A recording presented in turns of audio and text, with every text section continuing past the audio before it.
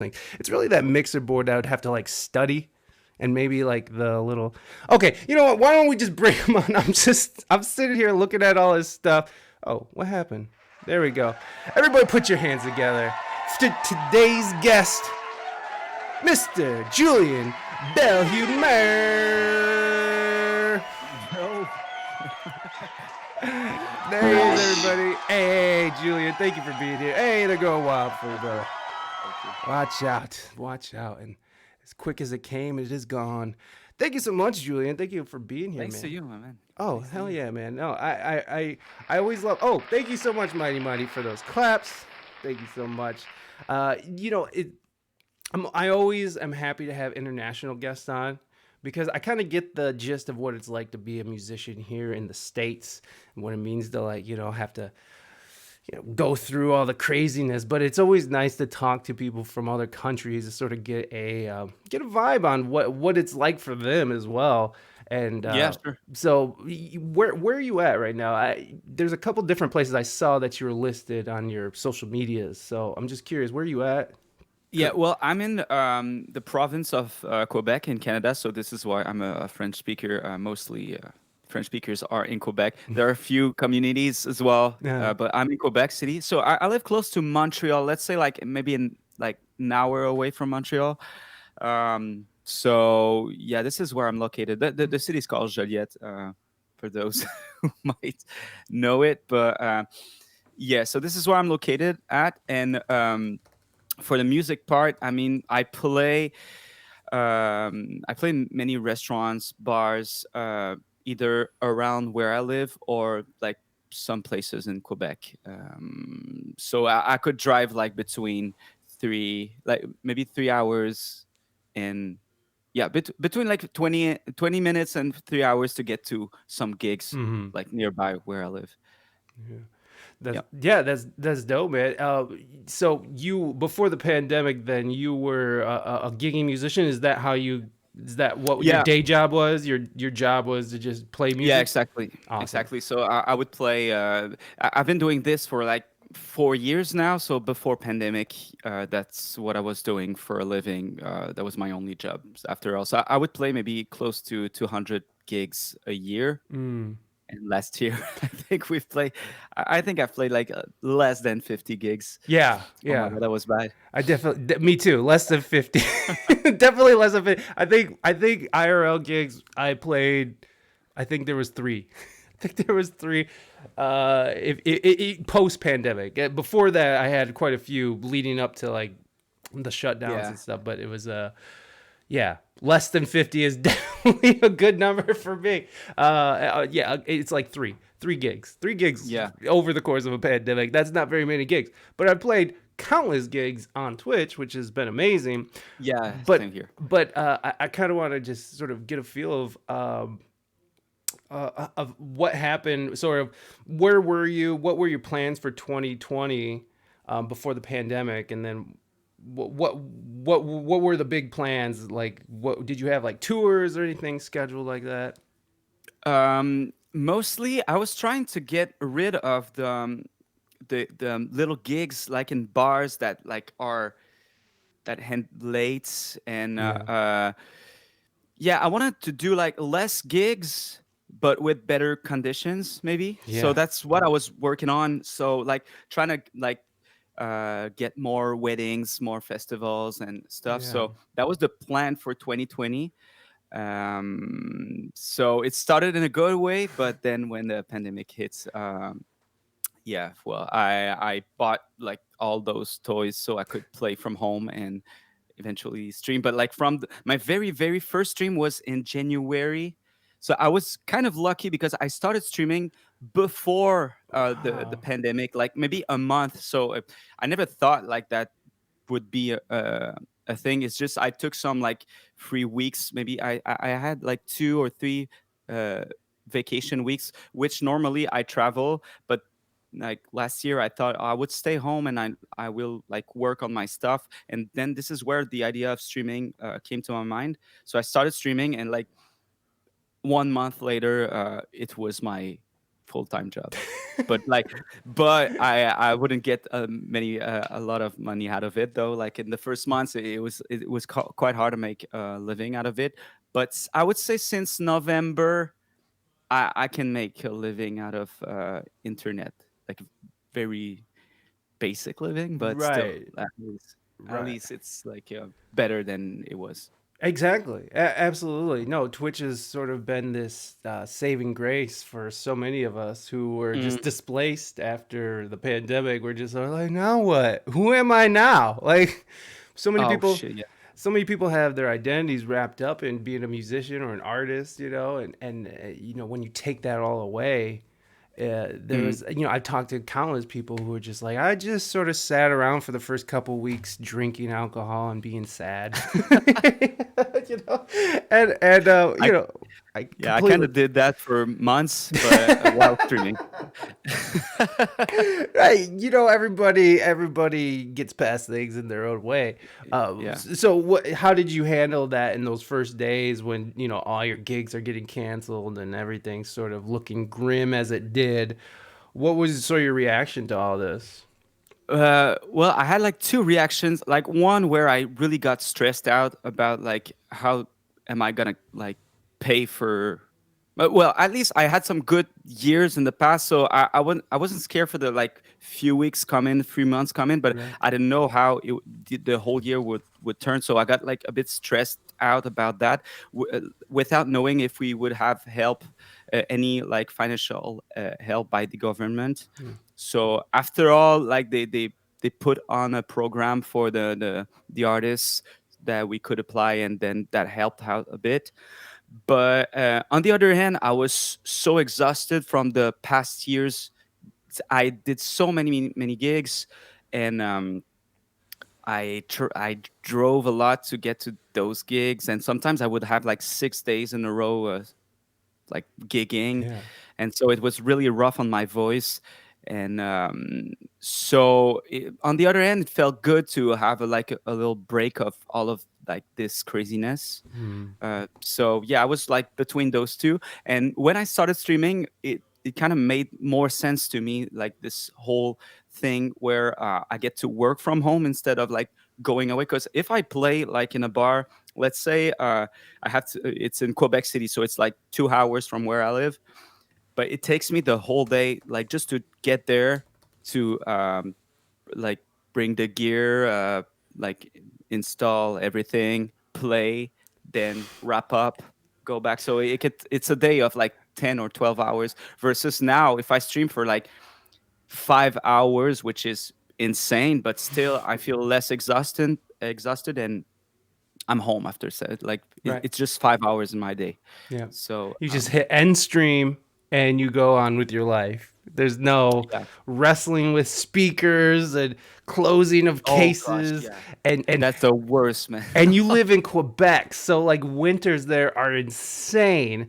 And so I couldn't Yeah. imagine going at like, I don't even know what the Celsius is, but I can't imagine in like freezing cold weather, like extra freezing cold, because I'm in Ohio, so like I'm not Yeah. too far from you, but we still get a little bit less than you, and it's still awful. It's still like I just can't stand the cold. It's not good for me personally, physically or mentally, but it's like carrying in your gear at like what, like 3 or 4 in the morning after a long night, and maybe that night nobody was even paying attention, maybe people were ignoring you all night, and that's so exhausting on its own when there's no energy feeding you back. It's just this, you're just dumping energy into a void, and then you have to fucking drive all the way home and then unload your equipment because you can't leave it in the car overnight Exactly. because it's too freaking cold. It's too Yeah. cold. So you have to carry in your equipment, your heavy equipment, through the snow and the ice That's the worst and the part, actually. I anguish. think unloading the car at freaking 4 a.m. when Uh, it's minus uh, 30 something. Oh god. oh God, it's the worst. Yeah, I know your pain, man. I know your pain, and there's so many people who I talk to on this platform who are just like, I don't miss that. I don't want to do that anymore. Like I'm done Yeah. with that. Like that's not really for me anymore. Is that some? Is that how you're kind of looking at it with the prospect of Twitch? Are you kind of looking at it like, why am I going to leave my house anymore? Oh God, totally. Now, like this is where like in 2021, I still want to focus on the internet because I think it's something. It's definitely something I never thought about, like that could work for me at least. And after all, I realized I like it so much, and people are so kind. Especially the Twitch community. I don't know. Maybe I'm just like freaking lucky, but it's so nice, and I feel fulfilled after playing on Twitch. I really feel good for real, like even more than many of the gigs I used to do in some restaurants and stuff. Yeah. So I think what like my plan best case scenario would probably be yeah, have like this thing on internet and then choose the gigs Yes. for maybe one or two a week, but not more than this. Yeah. I don't want to go back at like gigging 5 times a week. That was like too much, and like it's just it's meaningless. Like I mean, of course you get the money out of it, which is like fine, but like there's so many people that doesn't really care about live music or depending on where you're playing. So after like 5 nights, I don't get like more people like into what I'm doing, or like I don't get to sell anything about like my creativity or whatsoever. Versus on Twitch, it's harder to make money there, but at least you reach the right people, I would say, I think.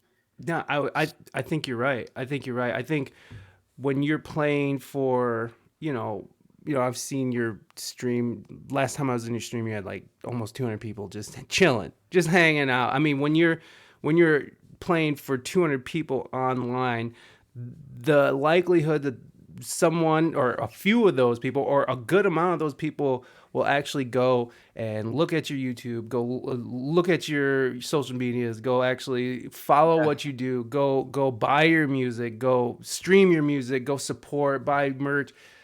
I feel like you're finding more of that in this online community than you ever do just playing random bars, random gigs.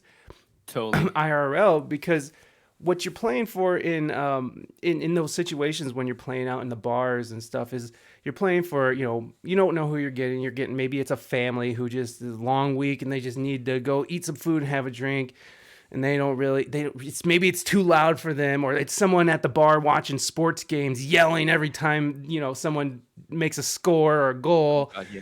and or no one's paying attention, or there's no one that it's just, you catch people in a very weird environment where they're just there to get a drink or get some food. They're not necessarily there to go discover new music and go see what the next big thing is going on, at O'Malley's down the street. It's Yeah. really just, people are there. You're there just to sell more drinks and to get people more involved and to keep people there and keep people going. Whereas here on Twitch, you're here to build an actual community that cares about what you do and cares about what you're putting out and cares about the content, and actually comes by and supports it. And I think that contrast is deafening. You know what I mean? Like that is Oh just, yeah. it's insane. It's insane to think. Um, have you seen an increase in um, just in personal interest in your own music since being on Twitch, or because I couldn't find really a lot of original music from you. Yeah, Um, I don't have any yet actually. So like I've been like co-writing mhm, songs with people, or like writing songs that I've never released after all. mhm, But yeah, mainly the reason why I haven't been doing this yet is because doing covers is what I was hired for when I played in bars and mhm, stuff. And when I wanted to get used to Twitch, this is all I knew how to do and how to like maybe bring some people over watching the stream. yeah. But I quickly realized that I really need to work on original. That would be the next step. So the people that like enjoy the vibe that I'm maybe sharing, or like the inspiration that I'm getting through some different music genders. I don't know. So yeah, I think I'm gonna definitely work on that in 2021, and hopefully that's. I think like with a platform, with like those many platforms where I'm trying to be more active, especially Twitch. Um, if I release something, I feel like more people will be willing to listen to it versus before when I was just playing in bars. I just had like a Facebook and Instagram, so I would share my stuff there and maybe reach less people. So it makes all more sense now to like yeah, just release some originals. Absolutely, absolutely. I would say now's the time, man, for sure. I mean, you're killing it. You're obviously doing well. I think that that's amazing that you sort of went into the Twitch world before the pandemic. I feel like anybody who sort of got their foot in the door before the pandemic sort of had that foot up, and then from there it's like a race to whoever's like first, right? It was like whoever's first to the egg, man. Uh, just in that rush, in that initial rush, you know what I'm saying? Just because like in the beginning days of the pandemic, I saw so many of my friends on like my musician friends on Yeah, Facebook, you know, yeah, trying to make rent, and some of them were killing it, right? Like, but that quickly dwindled, and it's like me and my wife knew about Twitch beforehand, and it was funny because my wife found in Canva. I don't know if you know what Canva is, but it's like this web. It's a browser based like photo editing software. It's okay, yeah, amazing. It's amazing.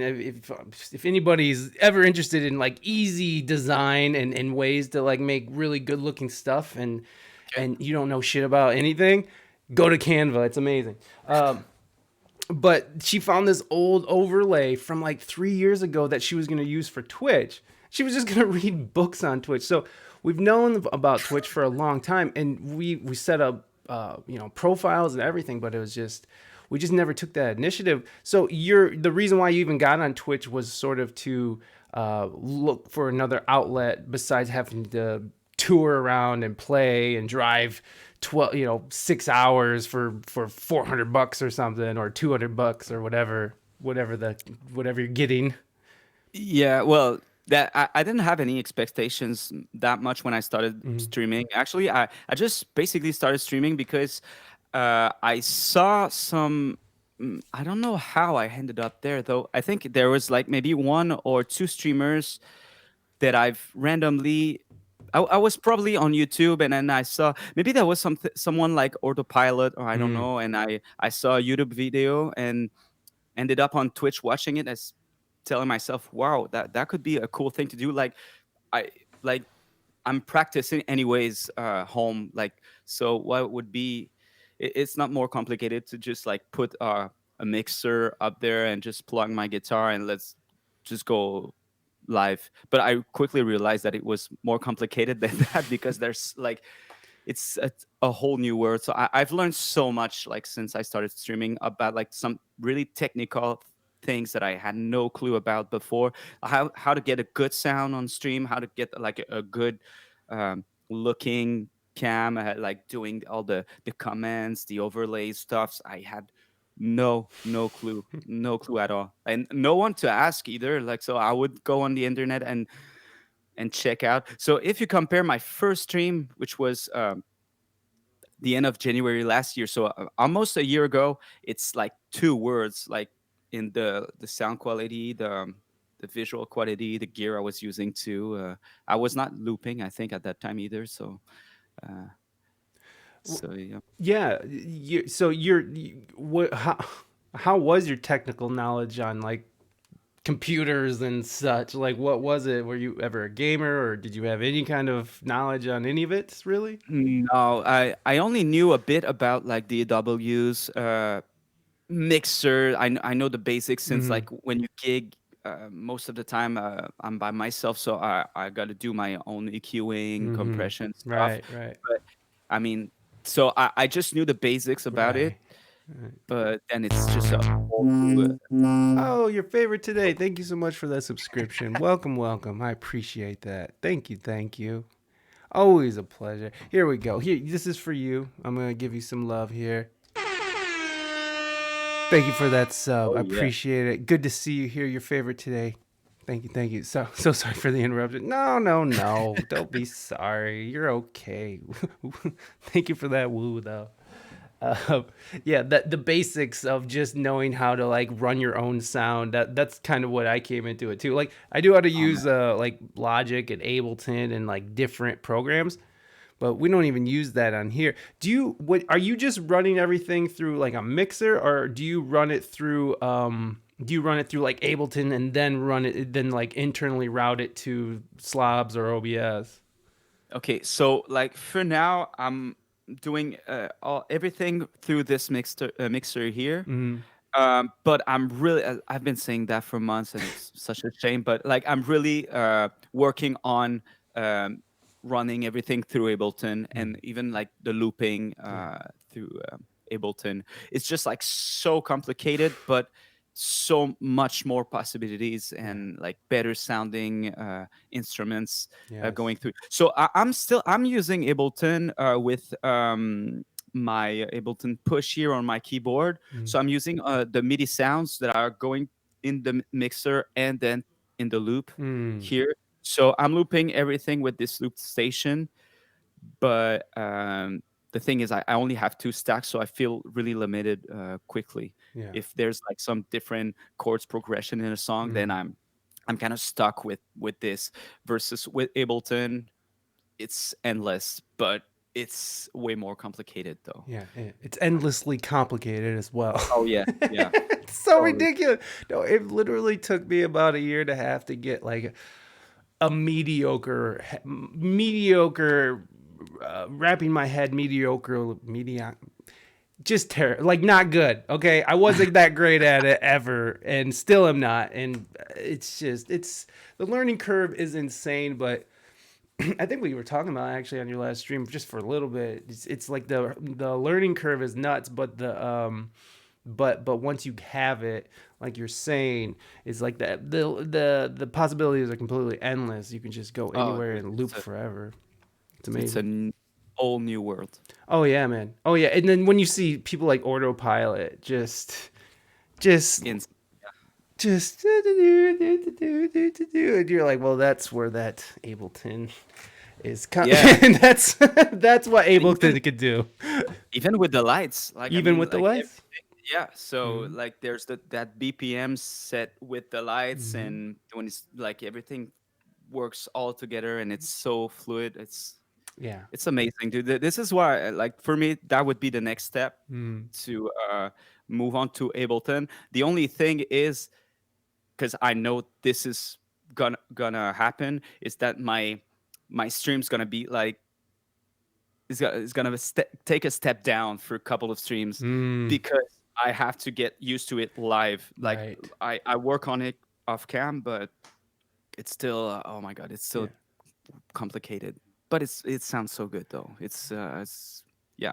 So hopefully it's gonna be like one step back, two step forwards with Yeah. this thing. Yeah, So once you get it, it's gonna be amazing. But yeah, no, it's completely expected. That idea of having to do it live, for people that don't understand, is like why can't you just practice it and then come on? The reason is that once that live button comes on, the vibe changes. yeah. Like it's like when you're in your room by yourself, you're alone, no one's around to judge, no one's around to see you hit that bad note, no one's around to hear you hit that wrong pitch with your voice. It's just all your shame and all your practice is all private. But as soon as that live button goes on, hey, Sway! Oh, wait, what's up, buddy? Come Yeah, on man. in. Sweet. Welcome. Thank you for that follow. I appreciate it. As soon as that live button goes on, though, everything changes. I mean, even when I'm talking to like people on the podcast, it's really interesting. Is as soon as that the red light comes on record. Even when I was doing the podcast, just thank you so much, Epic riff. Epicarif. Welcome. Thank you for being here. Appreciate it. Yeah, even people I'm talking to, like we'll have a perfectly normal conversation beforehand, and then all of a sudden, as soon as I hit record, they just clam up like, oh, And yes, everybody, I saw that. I'm seeing people put questions in the using the channel points. I forgot to say that if you guys are interested in asking any questions, sometimes things get lost in chat. The best way to get it asked, to make sure that it gets asked, is to use the fresh bar. So all you got to do, it only costs one fresh bar, so it's very affordable, very affordable. And you just write your question down, and it just helps me keep track of things. So we're gonna get to those questions, I promise. We just sort of doing our thing though. It's that record thing that happens when people start getting edgy and stuff. Do you how are you in the studio when you're recording, like in a group setting? Have you ever had to do that, or have you ever tried to do that at all? You mean in a group setting? Like if you went with a band and they all went to Oh, the studio, because when you, I mean, even when it's just you and the engineer, as soon as record comes on, it's weird, things get weird. But I'm just yeah, yeah. curious on how you, what's your behavior like in the studio? Are you someone who can go and knock it out, or are you someone who gets a little weird with the record button? How do you handle? I think it depends with whom I'm working with, Hmm. but like for like the past maybe 2 or 3 years, I've been working with one of my very very good friend, and he knows me very well. So if what I'm doing sucks, he will just tell me, and I'm not offended by that, like Right. because like I know he's right. So, I mean, yeah. So I totally feel confident. I don't think I'm very well. It depends, but like most of the times, I love to try things. So most of what I'm doing, sometimes like it's not that good, but we we end up finding some good ways to work, and after all, we end up with a good sounding thing. I think at the end of the day, when I work with that friend, Mm. so I won't say I feel very nervous. And even now with the stream, I think I feel way more comfortable. Mm. Uh, but when I started, that was so weird. Like the first like 50, 70 streams, Yeah, so weird it every is. time. Yeah, I'm still there. I'm still trying to Yeah, find that balance between like talking to my guest and talking to the chat, because chat's pretty important. You want everyone to feel like they're included and everyone's part of the conversation, but it's like I'm yeah, yeah. also trying to have this like conversation between me and another person, so it's like constantly looking around trying to get the balance. So I'm getting better. I'm getting better. But yeah, I'm still in that first like 70. I think you are. This is episode 70 actually. So there Oh, you go. really? Yeah. So this is the 70th stream we've done here, and Nice. or at least interview or whatever. Oh, it's all blurry now. But yeah, man, this is such a I mean, especially when you're not used to something like this, especially when you're not used to technology, especially when it's all new. It's like you got all these things around you. You got monitors, you got mixers, you got instruments, and Or when you face a technical problem, but you're live.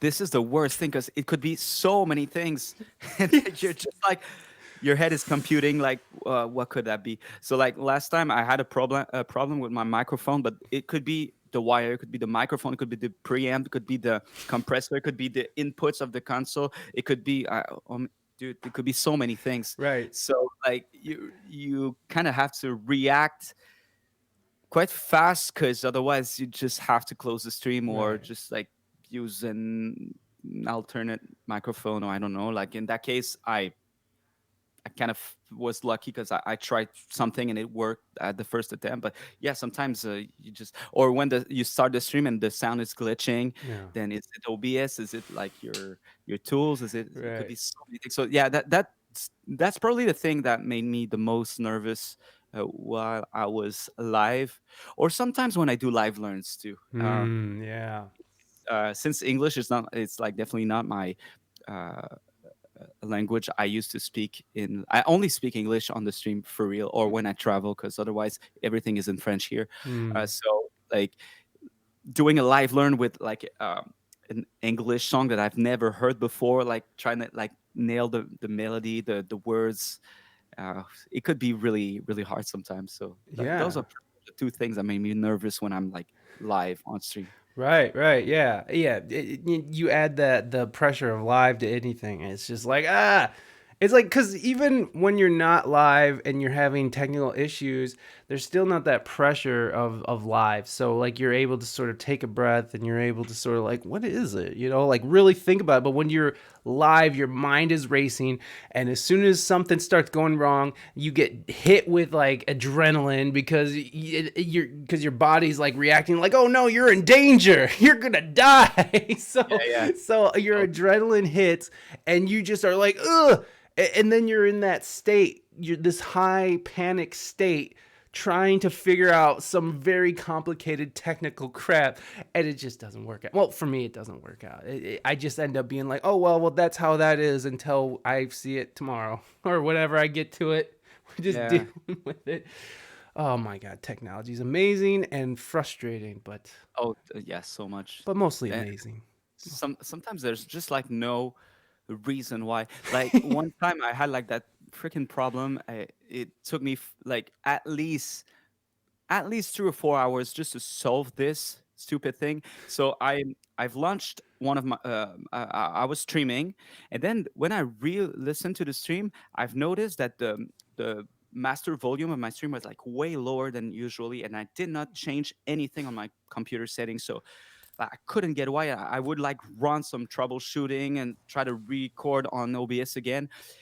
And then I realized that the day before I was doing a Zoom call, and somehow Zoom's changed the whole like settings in my computer of the recording like volume. So Yeah, instead of being at 100%, it was like a 66%.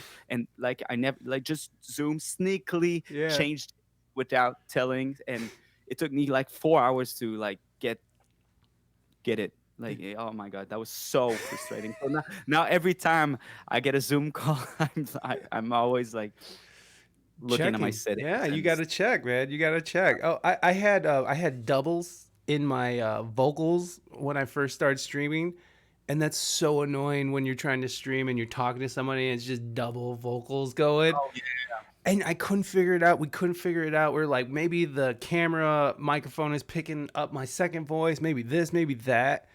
And I mean, I just went on for weeks, just sounding like like total crap. And and then finally, somebody in chat was like, "Hey, maybe try muting some other tracks in your mixer in slobs." And I did it, and it cleared it up right away. And it was just that easy and stupid of a thing. And so now, like every once in a while, I just give a quick check on the mixer, make sure everything's all muted. Because because like you said, things just change on its own, or Zoom comes in and just elbows its way up into your system and starts changing stuff. yeah. It's frustrating, but Oh man, so we much. love it. We love it. I want to get to some of these questions that they've been Yeah, sure. sitting here staring at me, and the first couple is from Lovely Lace, and I am wondering, are you married or seeing a special someone?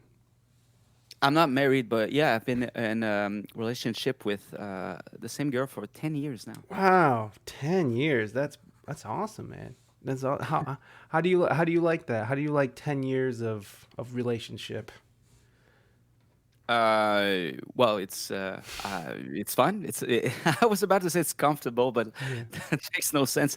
But I mean, like we've known each other for many years, so like um, no, it's fun because when life takes some like different turns, like this year, Mm, uh, we can help out each other's with that like easily. yeah. So Yeah. No, for sure, man. I was really thankful that I wasn't single during this because I yeah, can't.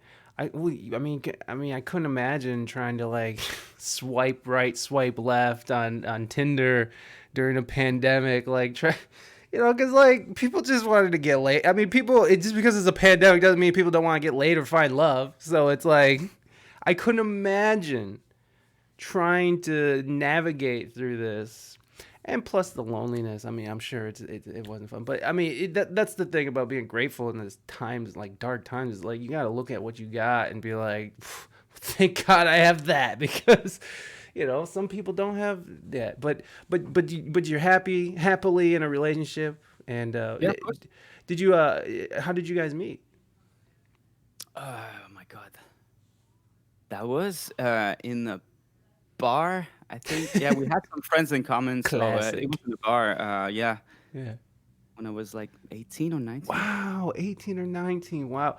And so marriage is something that you guys don't talk about or do talk about or Not really. Uh, not really. To be honest, we're not like in this that kind of like Christian Hmm. thing. I mean, like my stepsister and stepbrother, they had like their marriage, and it was fine because it was not at like the church. They just did it. Actually, they got married because he went working for Tesla in California. Oh, So, like, if like the she wanted to go with him, so they had to mm, be married to right. get like the maybe have the visa eventually in the Exactly. states. So, but yeah, no, that's not really a thing. Really thinking about like I won't miss my life if I don't get married. Like, Well, it's like why bring the state into the situation? That's that. I mean, me and my wife are married. I'm very happily married to my wife, and we sit back sometimes and be like, why did we bring the man into our relationship? Why did we bring the government into this? Because on one hand, it's like maybe the tax breaks are nice sometimes, but yeah, yeah, is that worth the rest of it? Which I mean, it's fine. We're happily married. It's not like the marriage certificate is a big hindrance in our life or anything. I'm just saying why why like the other thing is like when two people do end up, well, if two people end up not liking each other anymore or at least not wanting to be together anymore, it's like you complicate things so much by just having that piece of paper that may have cost you like $100 like initially, but to get out of that piece of paper it's like 10 g's. So that's another thing to think about when you're just willy-nilly throwing around marriage talk. But I respect it. Respect, do your thing, man. Respects, you stay in that stay there. uh, how old were you when you started playing instruments and singing? Good question, Lovely um, Lace. I started playing guitar was definitely my first instrument, so I was maybe 12 or 13, but I kind of played in and out. So I started playing because my English teacher, when I was in primary school, um, it was so cool. So like he used to come in class with his guitar and sing songs. So this is how we would learn English. Oh, Uh, nice. and I really thought that was like so cool. So I started like my father bought my first guitar that year. I took some few lessons. Then I stopped playing for months or maybe years because like you kind of level up and then you reach a point where you're stuck there and Mm. it's either you practice a lot and you go over that step or you just gave up. So I obviously just gave up. I think I remember I was trying to play like Time of Your Life by Green Day or some kind of songs like this, and I couldn't get like the picking right, and I just thought just sucked and I couldn't play an instrument. So I stopped. And when I was like maybe 14, 15, I took the guitar back. At that time, I was listening a lot to like rock music, like AC/DC and stuff. So I would like try to pick like the songs.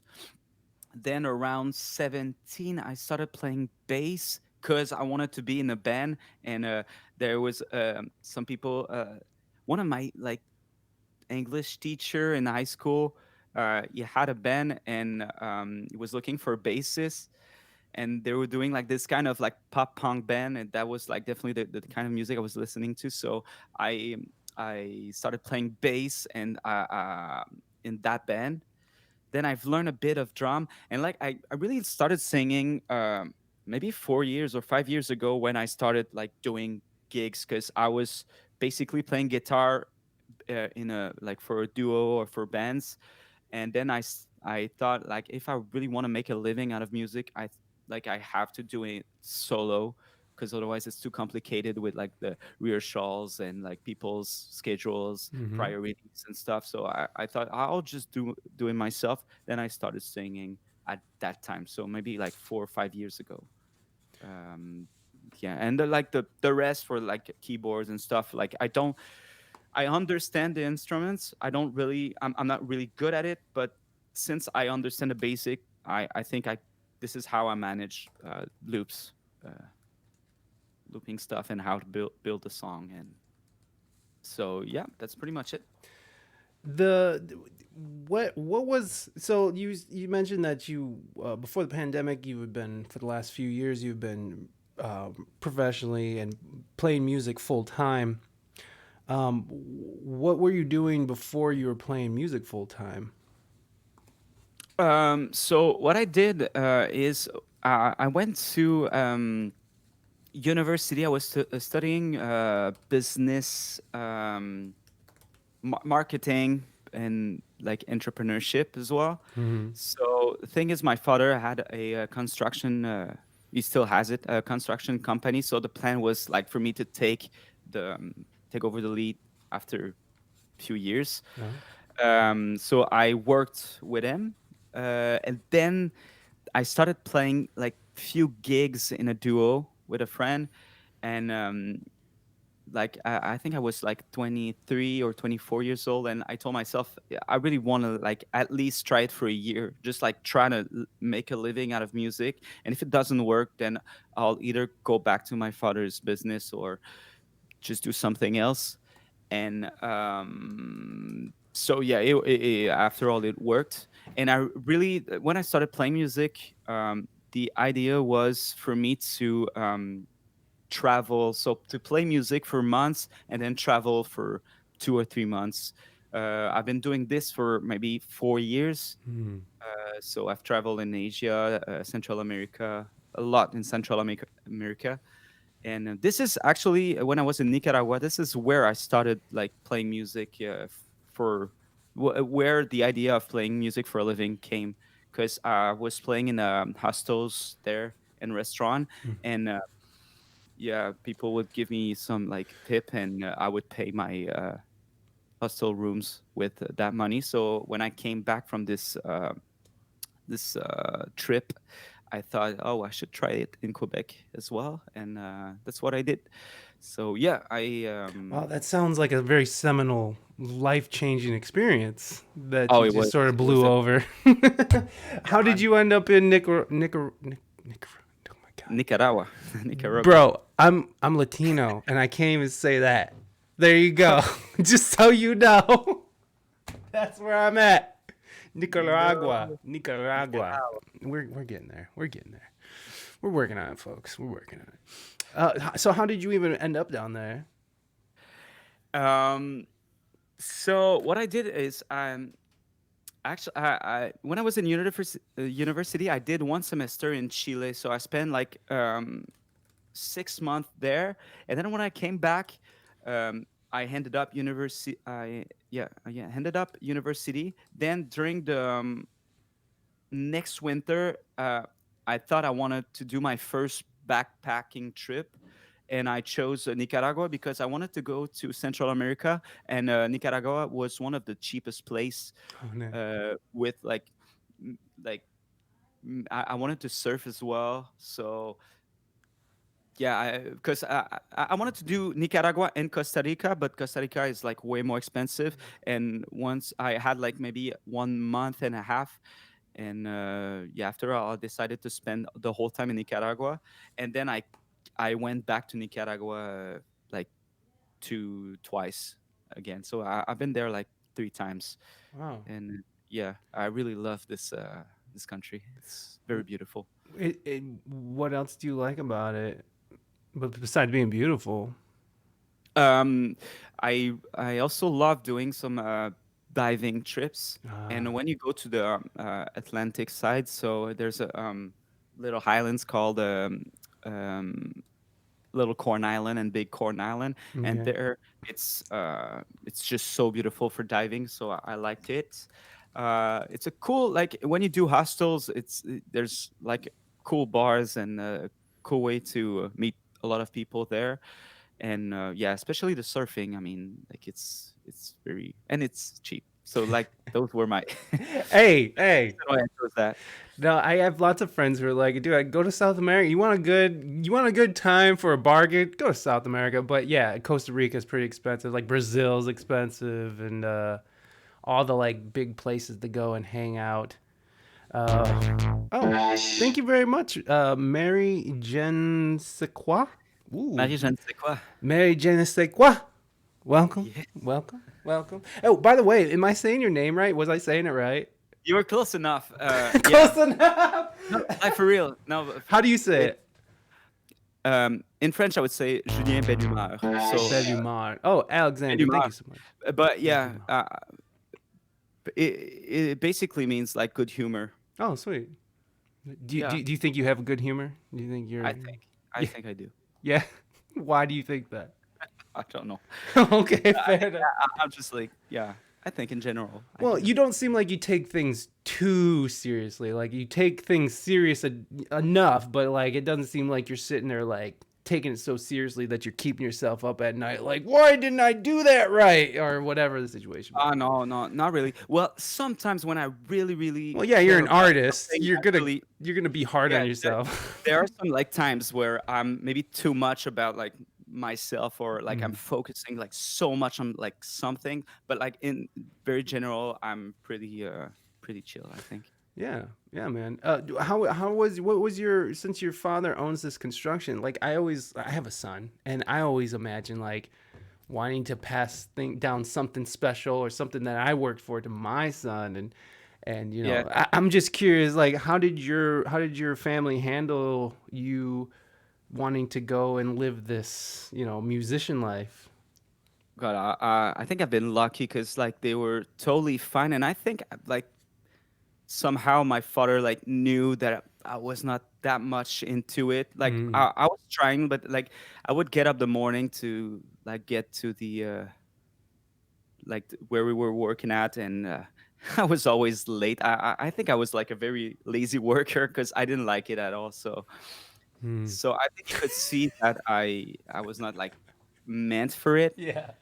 So it was fine. I think maybe he was scared, like, because, like, obviously the first gigs you get, it's like our creepy, shitty bars. Right.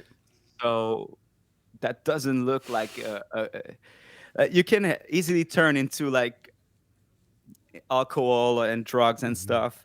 But yeah, I had like more expectations than just like doing bar gigs. So Yeah. so yeah, I think it was fine. Like after all, and That's like great. That's great. I love it when parents are like, "Well, okay, but it's like you get the blessing, but it's like, all right, just just hopefully you can go out there and make a living." And yeah. I think that's really what all your parents are worried about when they're telling their kids like, "Hey, make sure you have something lined up because music is not it's not Oh, and always something to this count is on." the reason why I haven't played like music before, or I haven't tried, because I wanted to study music when I was younger, and everyone just kept telling me you cannot make a living out of music Yeah. and stuff. So I just thought, oh, okay, then I'll just study business and work for my father and take over Yeah. the business. So like that, but like if I would do it again, I don't know if I would do it differently though. But I like right now. I hope I knew more about the music theory and stuff that I'm learning it now by like trying learning songs and reading and watching YouTube videos and stuff. So I'm getting more information about like the theory, but I wish I knew it already. So Yeah, I feel that, man. I feel that. Is that but it's good that you had that sort of that experience of knowing what you don't want in life, because there's so many people who just sort of are going through that, like if your parents would have been had a little bit different of an attitude, maybe they would have put more pressure on you to follow in the footsteps. That happens all the time. Parents are like, no, this is what you're doing. You are not going to be a musician. You are going to be a doctor. I'm a doctor. My father was a doctor. His father was a doctor. You're a doctor, whether you want it or yeah, not. And yeah, so that always creates these kind of rifts. And I've met so many people who are just like, oh, I just, you know, successful doctors who are just like looking at me playing like mediocre keyboards and being like, I wish I had that life. And it's like, bro, I'm making like $100 tonight. Okay. Don't wish for nothing, none of this. Oh man, You yeah. just paid off your fourth house. Okay. Don't worry about it. You're okay. You're fine. But there is that thing where are you gonna go through life living the life that you wanted to live, or are you living the life that someone else wanted you to live? And it's a blessing that your parents recognized, or your father especially Yeah, recognized exactly. that. And also I think that like changes is something very scary. So once Mhm. you are like doing that thing you don't like, uh but people are keep convincing you that you're lucky to have that, well, it's really, I think it's hard to get out of this, to like just start from scratch and do something you really want to do for a living. So Absolutely. that was like the scariest part for me, to jump, like to go out of this business to jump into music full time, Right. because I didn't know if I would make like Right. $5,000 in my whole year, or not. Or And nothing. Yeah. It's nothing. like I'd be happy if I made $5,000 this year. Well, when you're first Yeah, starting music, like any amount of money, getting paid is like wow. getting It's like 2 beers. Yeah. yes. It wasn't for nothing. Screw Yeah. you, Dad. I told you. 2 beers, double fisted for 7 hours of work. Oh my god. Yeah. But yeah, man, it's a weird gig. It's and when you say like you were scared is because it's so uncertain what music is gonna bring, and we live in the thing about music and the pandemic and being a musician for years before the pandemic hit. I was already used to having to figure out something new all the time anyways, because as musicians, as artists, you're constantly jumping around from hustle to hustle. You're like, nothing's for sure, so you gotta like sort of, you're hustling. It's your constant hustle that gets you by in this business, because once you Yeah. get comfortable, it's like that job is gone. It's like all of a sudden, or that bar closed, or they someone else will work cheaper, whatever the case is. That isn't written in stone. And when you do have a job that is, let me just put air quotes, written in stone, like working at a factory or working construction. And by the way, I think the pandemic proved that those jobs are pretty unstable too. So, just so y'all know, we're all in the same sort of bucket here. It's just, there's more jobs that are, aimed towards people who, just want to work a job. They're not trying to be a doctor or anything. They just want to live their life. Totally cool. But I don't know. It always is weird to me when I see people who are like really unhappy with what they've done with their life. And I don't know, like it's just a very sad thing. I mean, how do you feel about that? When have you ever talked to Oh, anybody like that, where you just talk to them and they're just like, I hate what I do. I wish I would have done this. well, at least like I don't think I know a lot of people that are going through this situation, Hmm. so that's a cool thing. Yeah, that's Uh, true. but yeah, Hmm. I really feel sad about them, because about like it. Is there someone I know that has like? Hmm, I don't think I do, but I think that that scenario is really sad, because there's so much we can do, and yeah, uh, it's a shame to be scared of changes, Hmm. even though it's totally normal. But I think you get the best of the opportunities if you just like embrace it or take it, and listening to yourself as well, because sometimes you get some ideas that like I think everything is possible after all. So if you like put some passion and a lot of effort on something you really do like, I don't see the reason why it wouldn't work.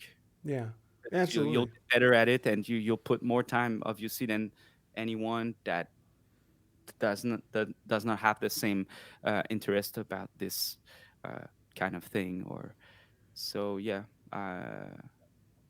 Yeah, it's sad to think that a lot of people like go to work and just think it's this is life, and they get a disease at like 40, Yeah. and this is how life ends. Yeah. So that's very sad. No, it is sad, but yeah, Mango, welcome, Mango. Thank you for being here. I just want to live a simple life. I agree. I feel you. I feel you because I mean, to some people, hearing us talk about hustle of this job, hustle of that job, hustle, hustle, hustle, hustle, that must sound exhausting. I know that at a point when I was finding out what it takes to be a working musician, is like, oh my god, that's a little overwhelming. But it's something that I really love, so I don't mind putting in extra effort to sort of accomplish that. But it is the people who sort of live a passionless life that is like, ooh, that's tough. That's something I've always just been like, I can't do that. But I am somebody who gets very comfortable and I will just sort of I'll just live in whatever situation, just accept it and I'll just live with it. Yeah. And whereas my wife sees opportunity, it's like we lived in Southern California. Well, I lived in Southern California for like 13 years, and then me and my wife just moved back a couple years ago, and it was the hardest thing. It was the hardest and like worst thing that ever happened to somebody from here, from Toledo, Ohio, because it's just gray all the time and just not. It's not that great. It's not cool here. It's not cool at all. But living in Southern California in the most beautiful state and having to make the change of coming back here. But what ended up happening was that we flourished. Like my podcast flourished. We flourished as musicians. She became an actress working in a very renowned thing. Like, so when you take yourself out of these comfort zones, you expose yourself to more possibilities than what you've sort of created for Totally. yourself. And if you only create the possibilities of me getting up every day, going to work, and again, totally cool. I respect that. It doesn't work for me. Like Julien, I get super lazy and figure out ways to not do work. I work harder at not doing work than I do at actually doing the work that they're trying to tell me to do. I don't know if that's Julien's case, but that's my Oh yeah, case. it is. It is totally. But it's like, it's just, I'm not interested. It's soul death for me, for Julien. But yeah, just finding that thing, that road, that passion, something to follow is just, and that's the thing is like people like who want to just live simple lives. I'm sure like Mango has lots of hobbies she likes to do and things that they like to, so it's not just like people who work simple lives live these miserable things. It's like that's not what I'm trying to say. What I'm trying to say is that I would be miserable if I had to do that, and I think Julien feels the same about that. Yeah. Different strokes for different folks, I think, is what we're saying here. Let's go on to the next question here. I've seen your electrics in the background for months. Have you also thought of adding them to the loop, literally? Can you, somehow it cuts? Okay, can you go on again with the question? Sure, not a problem. I've seen your electrics in the background. I think electric Oh, guitars yeah, yeah, okay, okay, okay. in the background for months. Have you also thought of adding them to the loop, literally? Yes, yes. Actually, the reason why I'm not doing it is because the only way I can get it to the loop is by going through this amp here, and it's quite loud. I have to put it quite loud to get like a cool, warm tone. So if I put the amp very quiet and raise the fader instead, it sounds not so good. So Mm. um, when I'll get to Ableton, I can use the amps in Ableton, and then it will be easier to make loops because I'm living in a hot apartment, so I cannot like put everything too loud. And if I put the amp too loud, it's gonna go into my microphone Yeah. as well, and the sound is gonna be not so good. So yes, I will eventually, but just when I'll do it through a DAW like Ableton. Yeah, those virtual amps are pretty amazing these days. Like, I'm working on like this old school funk, hip hop project, and I'm able to achieve like amazing vintage sounds just all through the onboard effects and onboard. It's so crazy what you can do with technology. Oh yeah, I love yeah, it. it's insane. Yeah, the electric. Have you thought of you probably have, but I'm just gonna say it anyways. Have you thought of putting it in like a closet or something, and then covering it with like a blanket and trying to bury it, and then sort of giving it a little bit of more juice, and then yeah, it Yes, still bleeds. yeah, I kind of tried it, but still, it sounds very loud in the Mm. apartment. Yeah. And I like my neighbor are really really cool. about like me playing music, but I don't want to like do like be too much. Right, push it. Yeah, exactly. So this is why I'm just like I've been doing this like the first streams, like in the first stream I would do some songs on the electric guitar, but yeah, it didn't sound that good. So I'm just gonna like wait Yeah, and use the amps in Ableton instead when I'll get there. yeah, that's fair. That's fair. That's a fair answer right there. Thank you for asking. I think that was Nick. I think that was Nick. Okay, which streamer inspires you, Julian? Oh gosh Oh darn my it! god. How did you say it? Belhu. It wasn't Muir. It was Mar, right? It was Mar. Belhumeur. No, Belimar. Okay. yeah, but you can say Belhumeur. I when I say my name in English, this is how I say it. So I'm I have no clue how to translate that or pronounce that either. cool. So uh, yeah, well, there's so many, so many streamers that I listen to that I really enjoy and that are very inspiring. Of course, I would say like maybe the first one that really got me into looping was Autopilot. Pretty much, Hmm. probably like many of the other streamers, because he's got like this whole setup that sounds so good. So So good. it's very inspiring to see how um, a streaming setup can sound that good. So yeah, definitely one of my big inspirations. Um, oh my god, there's so many for real. Like every streamer that I'm rating or that I'm jamming with are very inspiring. There's one French Canadian musician. Her name is Andy DeFrenchie. Oh yeah. She's been a lot inspiring to me because she's not like doing she's doing so many like different kind of things on her stream, and I think it's not a thing that I could ever do, but it's very inspiring to see her. She works so hard on her stream. She's so inclusive with the her community. She's so good with the comments as well, and how to like create some like stupid things sometimes on her stream. It's so cool. I think she's a genius too. Yeah, So me too. Me too. um, I think Andy is probably like one of the top performers, just because it's like straight up performance art, like it's not just go there and get, music and like she plays like what one song an hour or something. So it's not like you're going there for the music. You're going there for a vibe, which you are going there for the music because as soon as she does lock in, it's like, oh, you also do that. But also she has like the cosplay and just there's like she's acting and improvising and there's just so many different mediums that I feel like she touches on. That's what's so amazing about this platform is that you can be a musician, but like any other thing that you got going, like bring it out, baby, whip it out because people want to see it. It's amazing. It's like, have you ever heard of the Fantastic Plastics? no, I don't think I did. No, you need to. They're fantastic, to say the least. Okay. But but they are. Reina, can we get a shout or Lovely? Can we get a shout out for the Fantastic Plastics? They're just amazing. They're like they're they're like a cyberpunk like throwback.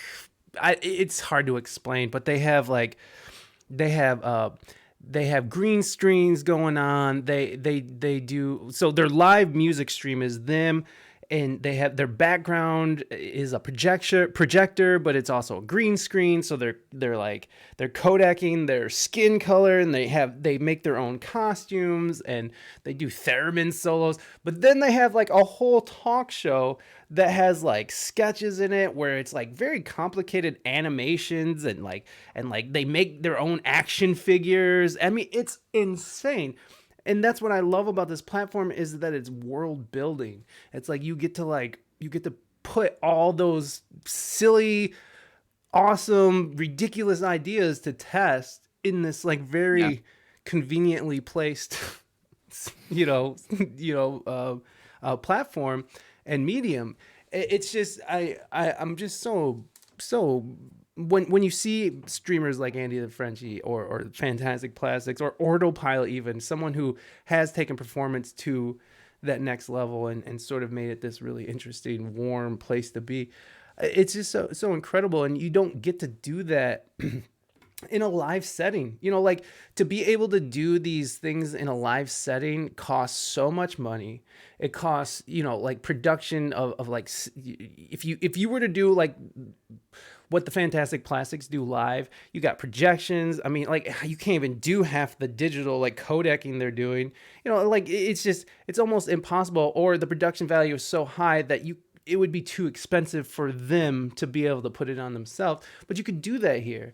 You could do Yeah, that because technology is increasingly getting less expensive, and the amount of powerful programs that people can just easily get their hands on and manipulate and do things. It's crazy. It's crazy right now. It's a oh beautiful yeah, time to be totally. alive. Yeah, I agree. And like, you cannot like, even like my live setup, I once I tried to bring like some kind of looping things for my live performance, and Mhm. sometimes you play in a restaurant where the sound system is so shitty that Yes. it's not even worth Yes. bringing external like gear.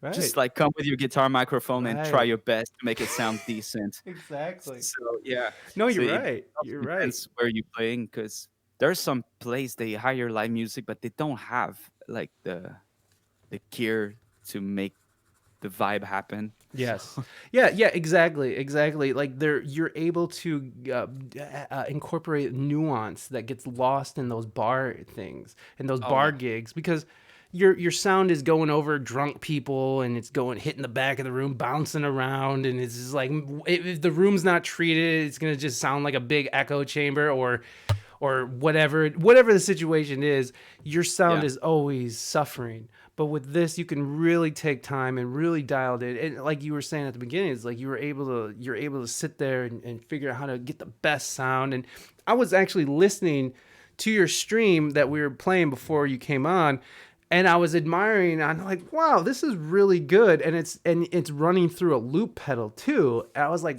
that, because I was like very impressed, because when I was looping stuff and running it through a loop pedal, I wasn't achieving that same sound. So I was very Oh, impressed. I've spent hours to figure out how to make this sound decent, because it's like at some point when you have too many layers Mm, of like audio sounds or whatsoever, it sounds like very muddy at some yes. point. So I really had to work with a lot of compression in my board, compressing the sound from the.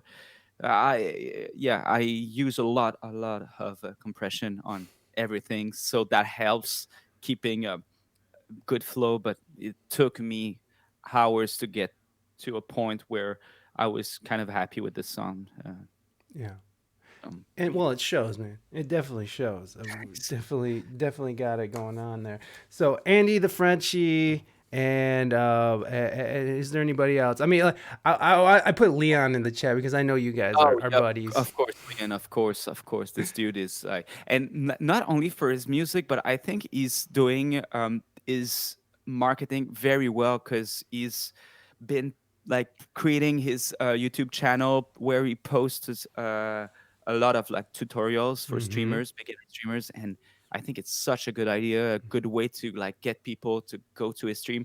And he's like streaming like always the same days, like regularly. Mm-hmm. Uh, he's been doing that for months now, so it shows that this is like one of the reason why this whole thing works, and what he's offering to the people is great. He's sweet. He's like, so yeah, of course he's super talented, and obviously an inspiration as well. I really love Matt Walden too. Like, he's like for the kind of music he's doing, it's totally I really dig it. It's the same kind of music I would listen to, and his original songs are so good. Oh my god! I mean, like so many streamers for real. I'm just naming those because they're coming to my mind. But every time I end up on someone's stream, it's because like there's things that I like about what they're doing, and sometimes it's a different kind of music they're doing. Like one of my good friend Guns. We call her Guns. She's a DJ on her stream, and I don't listen to DJ sets normally, but I really dig or I learn a lot about music by watching her stream. Some things I've never heard of before. Um, how she interact with her people, how like I think that, like in every stream there's cool things you can get from the streamers, even though it's a totally different kind of stream you're doing. And yeah, so those are probably the one that came to my mind, but so many streamers are inspiring. It's Yeah. crazy. Totally, totally. I mean, it's just endless. It's just endless. A streamer that I really like is Sarah Jazz, and she does like a talk show. She calls it a chat show, but she's awesome. She's like she's a true jazz saxophonist, but she's just hilarious. She's very funny, and she, she's thought provoking. But she was having a conversation with her her real life boyfriend and streamer, the Silence Noise, and there was one thing that they brought up that I wanted to bring up with her, and I'm not trying to be mean about this either, but there are streamers. This is what she said, and I tend to agree with it. And you coming from a gigging background, there are streamers that are on Twitch that would not, and this is her words, would not make a penny on a real stage, at a Yeah. bar and stuff. Yeah. But they're able to sort of they're able to still create this vibe where they might not be the most experienced players, but they're still able to create these vibes that people want to come into and hang out with. How do you feel about that? How do you feel about people who are sort of, that if they were out in the real world, they wouldn't be making any money, but you're seeing them do well on Twitch? Is that how does that fall on you? Oh, I think it's great because it means that you can basically do whatever you want to do here because the platform reaches so many kind of people that you'll find your way. Like somehow it could take months, it could Mhm. take few days, it could take weeks, but you'll find people that will dig your stuff. And I think when you do some live gigs, it's really hard to get that mental state where like when after a shitty gig you want to like give up everything because it hurts so bad, it really hurts. It But does. at least on stream, well, like some trolls will tell you some like annoying things sometimes, but otherwise people are very kind. Mhm. And I don't know, I think it's great because like I get why like a jazz saxophonist wouldn't work in a bar because in a bar you want to sell alcohol, you want people to get drunk, hammered, so you need to be a bit more upbeat. If you're too melancholy, how do you call Melancholy. yeah, exactly. So Mhm. if you're too like down, uh, well, it doesn't sell much in a bar. And sometimes I love to be like very soft on my stream. Mhm. I don't want to be always upbeat, and oftentimes I'm super soft, and it feels so good. Yeah. So Yeah. No, so yeah, I think I agree with you, man. I agree with you a lot because it's like not everybody has that mental fortitude to sort of battle it out in the bar scene, trying to get a name for yourself in whatever scene you're in. yeah, Some people just don't have that or want to pursue that, but like they're able to sort of find a comfort in just doing it. Like Sabi, I think Sabi Sparks is someone who wasn't really a gigging musician who found a home on Twitch just to sort of get her own to get her own confidence up because she just yeah, wasn't feeling it. So it was something that she did to sort of get her confidence in her music and stuff up, and then all of a sudden she found this amazing community and now she's a Twitch partner. So I love that. I absolutely yeah, love that there's a career for musicians who are just bedroom musicians and don't have the time or the fortitude or whatever to go out and do that. How would you say melody in French? That's from Lovely Lace. oh, melody, Melody. melody, Oh, what melody. what is that famous French musician? Melody. What's the name of his album? It's so good. He did like reggae and stuff, but he was from France. I can't remember his name. Melody. I'm looking Sorry, it's in my head now. I'm like, I'm not. Yeah, no, I Uh, don't think I do know though. that's I think okay. I don't. I I don't expect. I don't expect. Well, I can't figure it out, and I'm not going to sit here and waste your time trying to figure it out. So no, it's melody. There you go. There you go. Lovely melody. I wish I could. Mélodie du bonheur. And is that no Willow? No, isn't that a song? Mélodie du bonheur. 'Cause No, actually, it's from the 60s or 70s. It's an old it's an old school French artist. okay. He did like a reggae period in his life, but he was very famous in France. He dated famous actresses and stuff. I don't know, but it was like Melody de something or Melody du. Golly, never mind. If anybody knows, please do. It's a the album is amazing. It's like it's like groovy and has like symphony stuff in it, and it's just like a very chill. And he's almost reciting poetry when he's singing, and in French. I don't know what he's saying, but it sounds real sexy. But anyways, if it Melody de Nelson, oh gosh darn it, I can't remember. Joe Dassin, no, it's not him.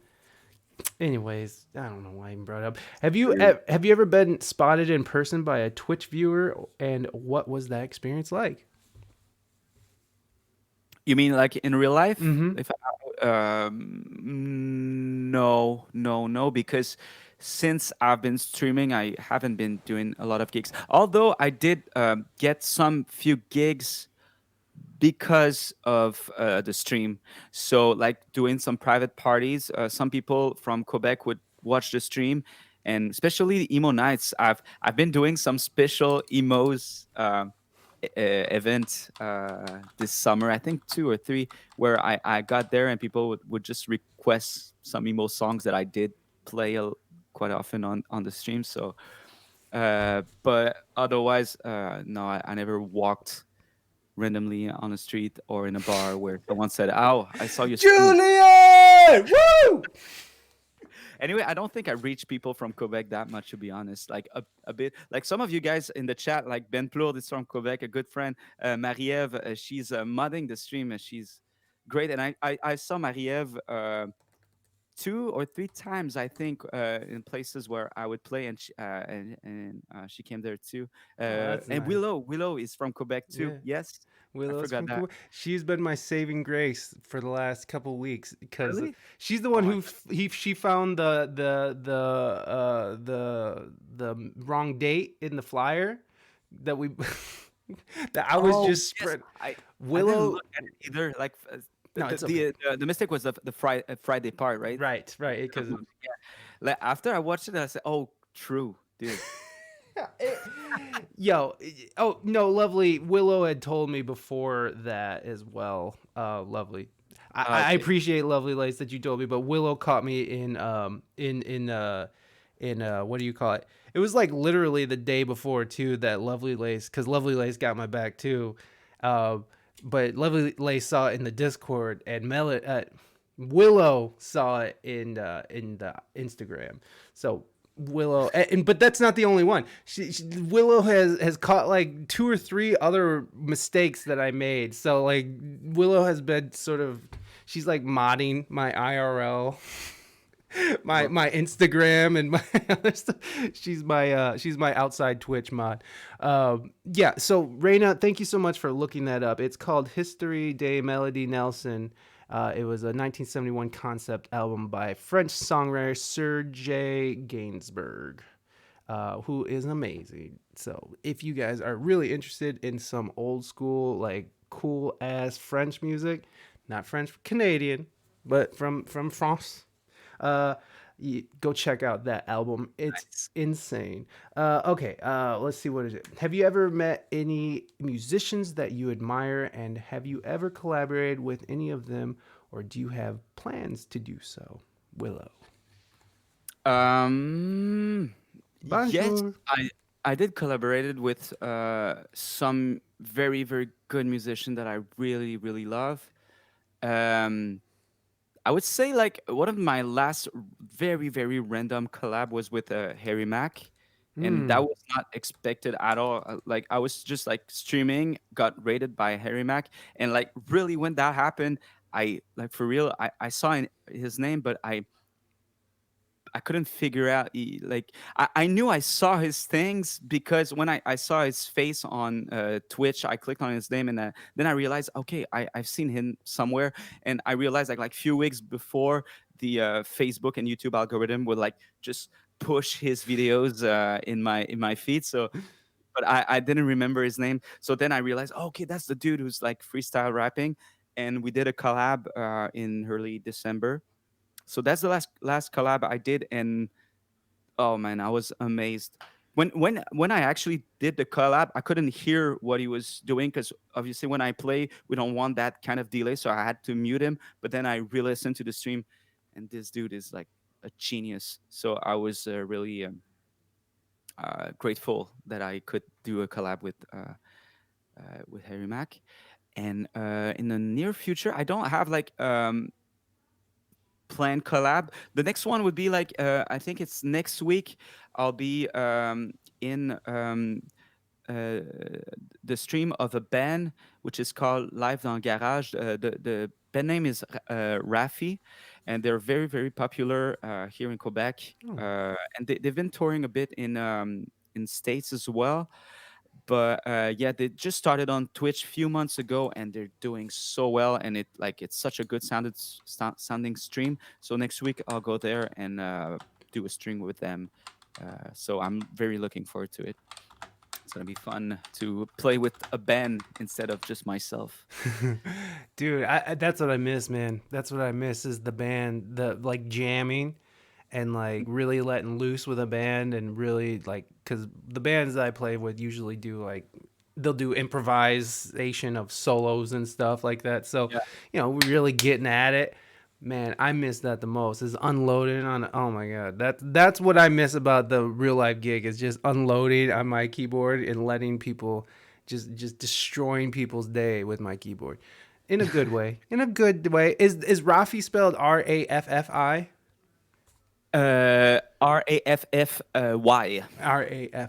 Raffy. Oh yeah. I But was Fur wrote in the chat, Live Down Garage. This is their name on Twitch. got So you. Okay. exactly. Thank you very much, Ferris, for writing that in there. And welcome, Ferris. Welcome. It's good to see you. Thank you for being here. Always a pleasure when you show up. Uh, eh, did you do you have any other uh, outside of Twitch? Do you have any other musicians that you would like to collaborate, dead or alive? Probably. I didn't think about it lately.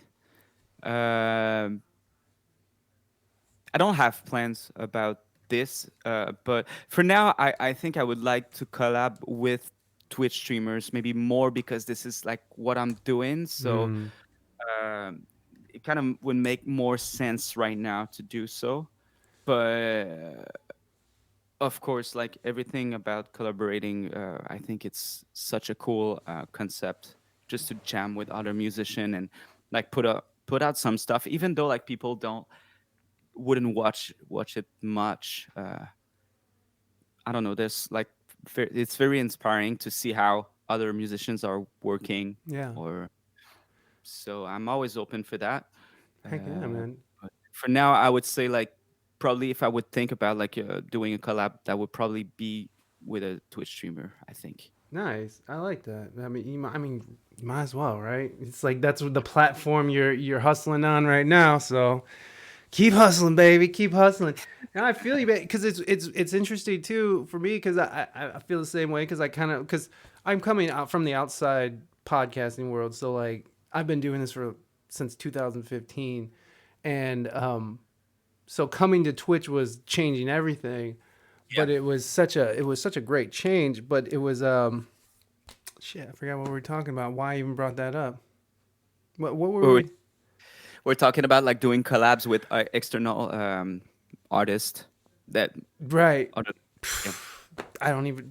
There you go, everybody. I just wanted to talk about myself. That's it. That's like I just wanted to talk about myself. So let's move on to the next question. Julian, Would you ever consider a virtual tour online? I know a streamer who did that. Turned out good.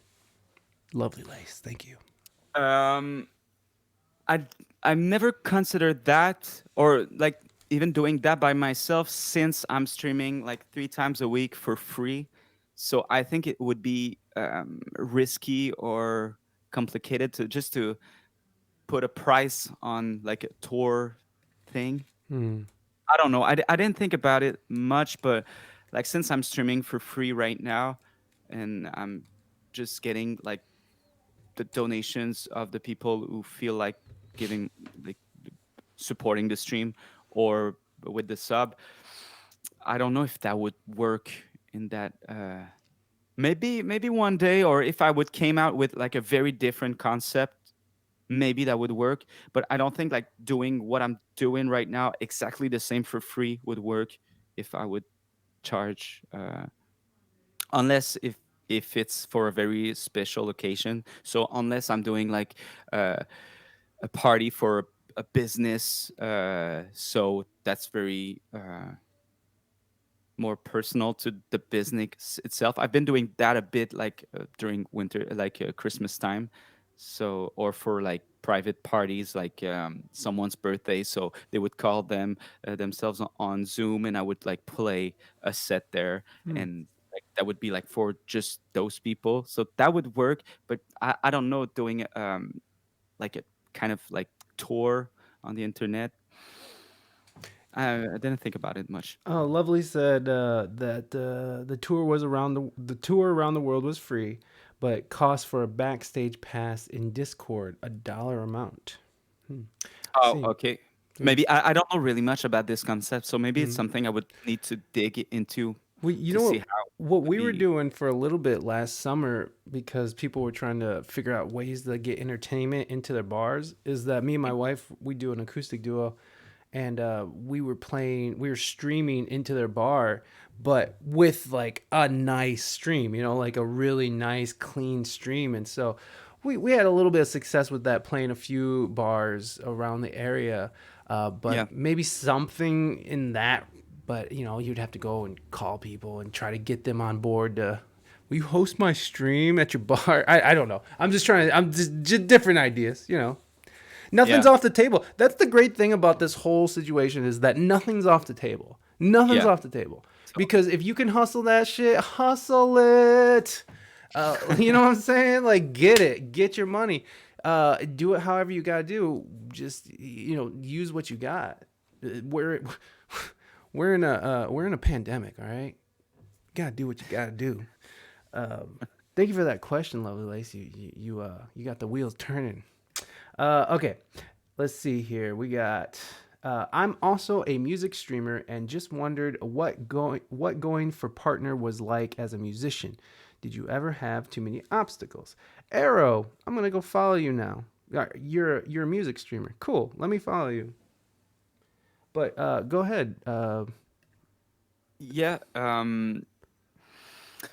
Well, like to be honest, I applied 3 times before getting it. So, like to get a partner, you have to reach like those goals that you probably know about, which is like a amount of average viewers, amount of time streaming, and like different days, I think.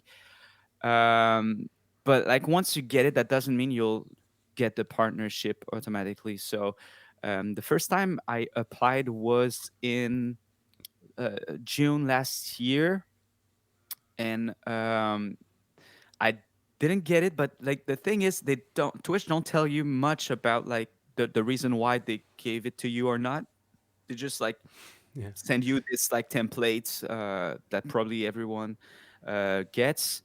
I think the reason why I got it last time was because I was streaming on a regular basis, which is a thing I didn't do before. Mhm. Sometimes I would like take a week off because I had some gigs, and I didn't feel the need to stream. So since I've been like very regular on the stream, I think that helped. The difference is you get more tools after all. So to like one of the main thing is I used to stream in like 1080, and people couldn't change the settings on that, so some people would just like stop watching the stream because uh, their internet connection was not good enough for it. Mhm. So like at one point I had to lower the resolution of the stream. So that was like one of the issues. um, and I think it's a cool path. Just the fact that it's a thing kind of hard to get. Once you get it, I think I don't know. I really felt like my work was the time I spent on the stream has been worth it after all. So um, it doesn't change much honestly on like the flow. You just get more tools, and I think that like when Twitch does some like events like a front page thing, uh, you might have more chance to get those front page and have more viewers seeing your stream. So it helps you, I think, a bit. But in terms of incomes or whatsoever, that doesn't change anything really. Mm. I know you get like more opportunities to like game things. Like you can do like gaming like one thing that the Fantastic Plastic I'm just assuming, but for Cyberpunk whatever that was, 20 whatever, there was a bunch of gamers, but if you're a Twitch partner, I guess you can get access to, if you want to play a certain game on stream, you get some money or something. But I don't know. That's one of the But things. when you do music, Yeah, yeah. yeah, exactly. It's like I'm a musician, awesome. That doesn't do anything for me, but it's a very different world. I found where it's like where musicians, it's like even from numbers wise, like these gamers have like thousands and thousands and thousands, and and the highest that musicians get is like Harry Mack gets a couple thousand or something, and I know certain people get several thousand every time, but it's not like that. It's just a different game over there in the video Oh, game world, and just uh, chatting for that matter. Just chatting's a whole nother mess. Like I'm wading through right now, but it's fun. Do you feel like, I mean, I know it might be an obvious thing, but do you feel like for musicians starting Twitch now that this is one of the best routes of going forward as a musician, and especially getting your name? Thank you, Willow, for that host. Especially for getting sort of a name out there in general, and like growing an online presence as well. Do you think? Do you think Twitch is still the right choice, or do you even think that Twitch is the right choice for growing your name? um, I think it is, but I think it could be very hard because when you start your stream, that doesn't mean you'll get people right away. It could take weeks or months sometimes. Years. So I think you've got to watch a lot of streams, Hmm. make friends out there probably as well, and be very active on other socials, which is a thing I don't think I do well, but I see that people that does it, that helps a lot. Um, but and you, I think the thing is with the pandemic, so many streamers has step up their game that like I think if you come on stream with like low quality audio or video and you don't try to improve that, that I think that would show. But maybe there are some exceptions, um, but I still think it's a cool way to put your music out there. And but you have to be consistent and like do it for real, because if you do it just some few times, I don't think you'll see the difference on your following or on the people interest about your stuff. Yeah. But I'm just assuming, because like for real, I don't have the answer for that. I'm just Right. like I'm just trying to do my best on the stream and being consistent. And like so far it worked for me. uh doesn't mean it works for everyone, I don't know, but Right. so Yeah. It's definitely like one of those things which you got to find where what's working. But I feel like Twitch makes it. not easy, but I feel like Twitch makes it very possible. Like I feel like if you're trying to start a career on Instagram right now, that sounds impossible and Yeah. ridiculous. It's like Yeah. TikTok, right? Like TikTok is getting to that point now, or it is at that point where it's almost impossible to sort of break into this profitable world, which I'm not saying it's impossible, but it's harder. I feel like Yeah. Twitch offers the clearest path to monetization, to getting your name out there, into into building your name and your channel. I think they present the clearest and most attainable path of all the social media platforms out there right now. I mean, including YouTube, which has its own live streaming aspects Yeah. to it, but YouTube is it's a dumpster fire over there, you know? Like how do you even like I don't even know how you go out and find friends and network and stuff. Like Yeah. Twitch makes it really easy for you to find friends and network and find your communities and stuff, and it's And also, just there's not a lot of musician. Like there are a few musicians, but not that much. It's more like a gaming yeah, platform. So exactly. it's still very new for music Yep. to grow on Twitch. So this is one of the main reason why I think it's worth a shot. Like to just like go on and try. And but Yeah, I agree. yeah, No, Facebook, bye Facebook. Get out of here, because they're doing gaming right now, but the way that they're starting to make their terms of service is that they will, if you play a song that isn't yours, and like a DCMA, which here on Twitch they do, they mute it for now. They're going to yeah, probably start doing live takedowns, but um Facebook does live takedowns of you playing other people's music, so you get so much of a time, like you get a time frame. Because I do see DJs on there, but they get shut down within like a half an hour. yeah, But but they are gearing towards gaming, and they're even trying to do those live takedowns for cover songs that you don't have permission to play. So that's what's coming for Facebook. So if you're out there still dry humping the Facebook streaming dream for music, I would just say nah, don't. It's probably better just go to YouTube if you're not feeling Twitch. But like I don't know, it's the only way I saw it possible to like for me what I did on Facebook, because I did few streams on Facebook, mm-hmm. but those were sponsored streams. So I would Yes, stream for on some business yeah, pages, like either a restaurant or I think like my very first sponsored stream was a car seller. So I would just stream on their page, and they have already like their following. I think mm-hmm. that page had like over 30 or 40K Wow. followers. So like I would stream like in front of people, and I would get paid by this business. So that for me that worked, Mm.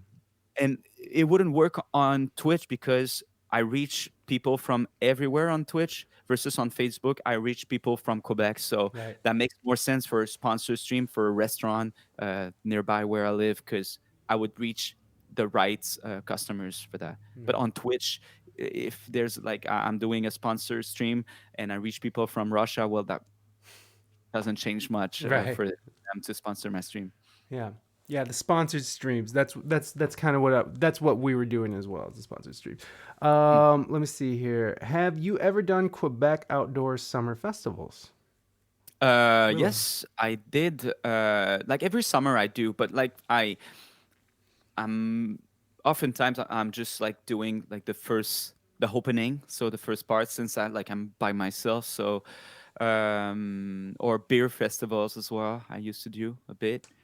But yeah, I started doing that like 2 or 3 years ago, my first festivals gigs, and since then every summer I get few of them, so between like 5 or 10 festival gigs.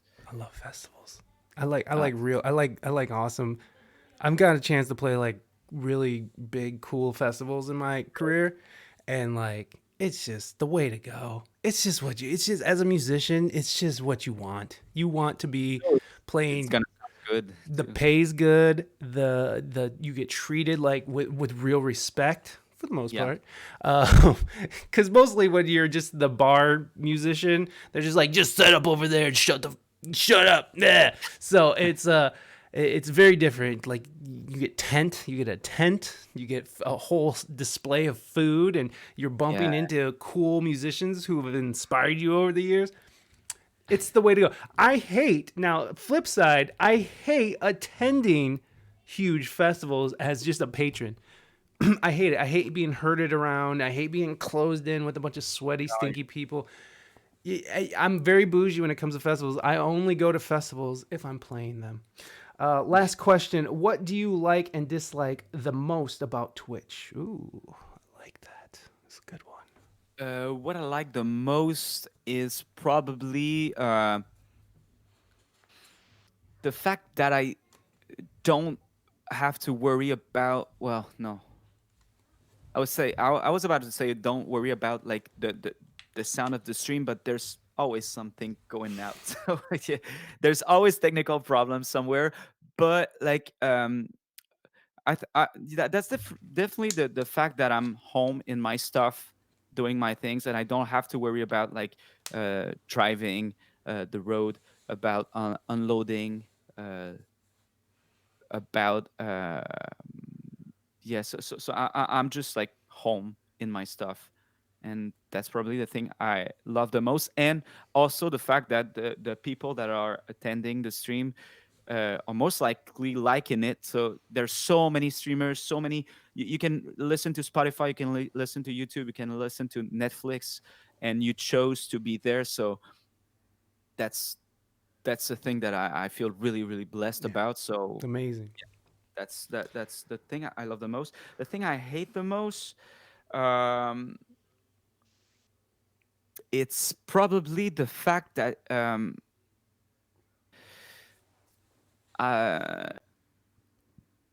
I like the fear of like losing everything. Maybe I would say like sometimes you stream and you don't feel like it went as well as the previous stream, or you feel like um,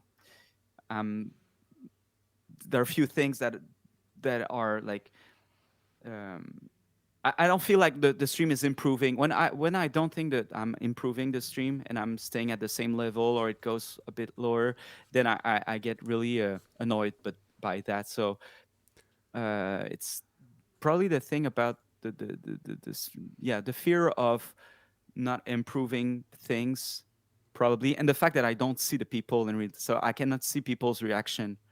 That's a thing really easy to see when you're doing some live gigs. You can I can see like okay, so those people kind of get the songs that I'm doing, so I'm gonna build my setup like this. But at least with the stream, there's the streamer song list, so people can request songs. So sometimes it's easier. But yeah, the fact that I like in front of a screen and I don't see the people, that's also a downside of streaming, I think. Yeah.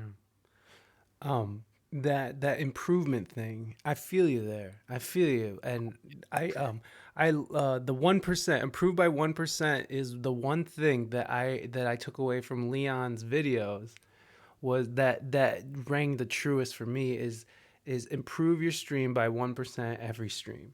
Yeah, And there's so much in that because it's like, especially if you've been through it when you're trying to do so much before the stream starts or something, you're just like, yeah, I gotta get this done, and you're just driving yourself insane, and you're just, come on, do it, and it's not doing it, and you're just upset, and you go into your stream all freaked out and with weird vibes. It's not worth it. So improve by 1%. One, yeah, just one, and small incremental steps. And I yeah, mean, that's the thing, is like streaming is something I feel like you build out over time. You grow over time. You show out over time. It's like I have so much planned, and I just need the time to to do it and to get it done. But it's cool because I got, I'm where I'm at now, and that's fine. I'm happy, but I know I can get better, and I'm just gonna slowly keep adding on, yeah. not Totally. just for my own sanity, but also because I want to grow the stream. I want this to be really cool. I have a stream deck. I have no idea. Scares the shit out of me to think about even starting. I mean, it's just, there's just a lot. Do Yeah, you do you hear that noise? I do. What is that? Is that Link? It is. But no, not here. Here it is time for how much does it cost on Craigslist? All right, guys, we're going to play a quick game. You got time for a quick game? You got like 10 more minutes? Awesome. man. We're going to play a quick game. How much does it cost on Craigslist? We will be right back. Let me get set up, and we are going to play a game. We're going to be playing for some patches from our sponsor, modedstudios.com. MODEDSTUDIOS.com. Go out and get yourself some fully embroidered patches and apparel. Right here, you'll see. Oh, thank you, Mighty Mighty. For oh my God, Mighty Mighty. Sell it. Hold on, let me get this in. So we got the We Speak English Good patch up for grabs. Oh, thank you for this claps, Mighty. We got the Mike Berg patch in the Pornhub. You can't really see it that good with the stupid green screen. It's the Pornhub colors, but this is another nickname of mine. I'm running low on everybody, so please give me a break. And of course, we got Hillcrest, the gay neighborhood in San Diego, California. There you go, everyone. So that's what we're playing for. Dude, I love Hillcrest. That just so you guys know, has the best restaurants in San Diego. I don't know. So you're from San Diego, right? I am from Toledo. My wife is from San Diego. Oh my God. I think like from all the places I've been through in the world, San Diego is my favorite city, probably, like where I would like definitely live in, like by far. I really loved San Diego so much. 13 years, bro. 13 years, 3 blocks from the beach. 13 years, 3 blocks from the beach in my own house. I had my own studio in my garage. I had a garage in OB, Ocean Beach. I don't know if you've ever been to OB. Yeah. That's where Where I was staying close. I've rented a Airbnb there in Ocean Beach. Oh, yeah. So That's where I lived for 13 years, bro.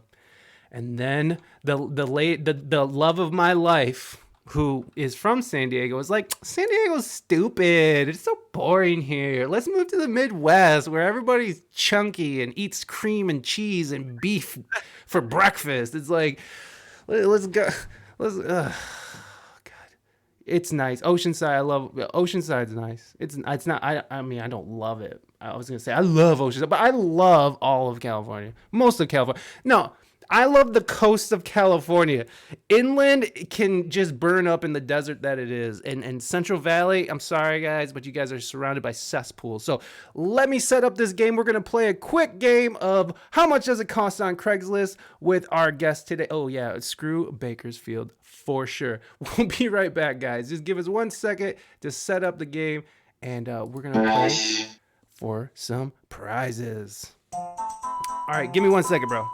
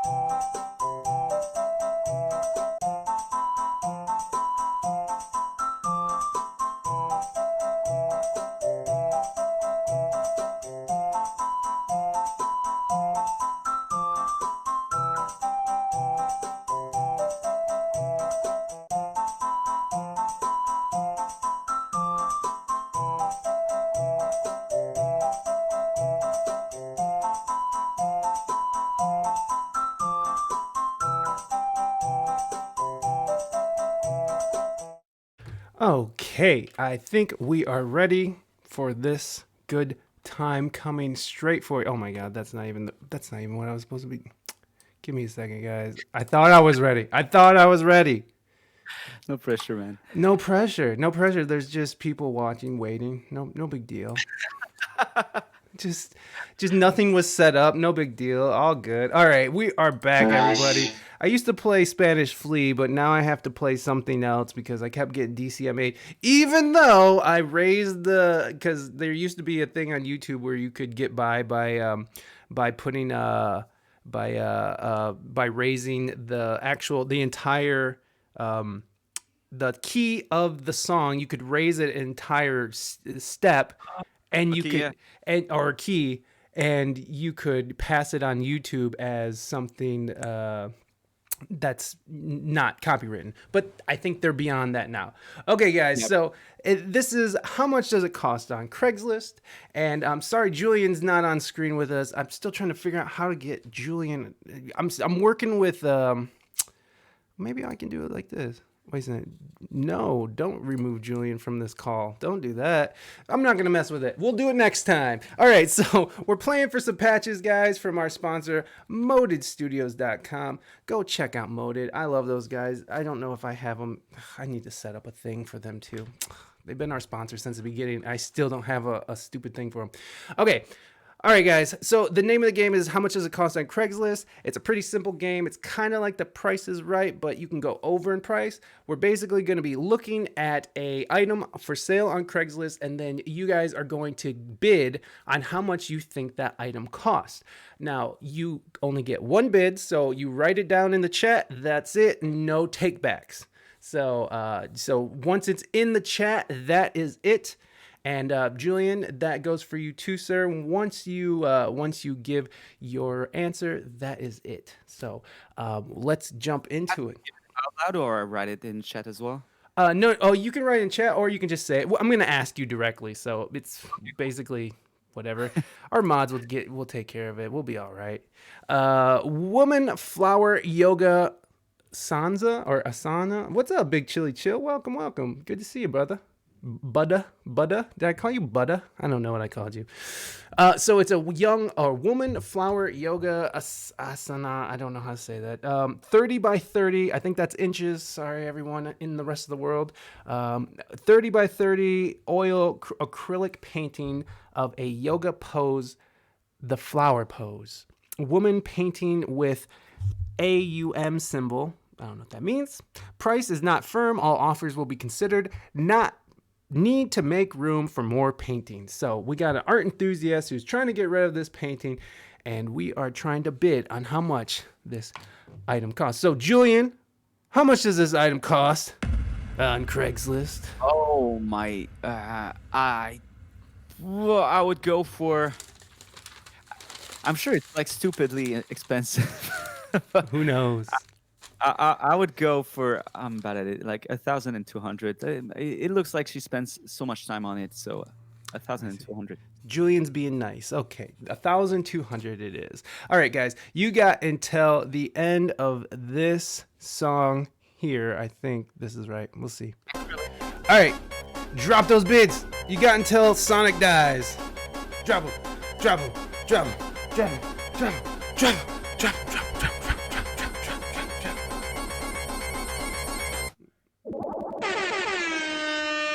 Yeah, sorry, Sonic has drowned.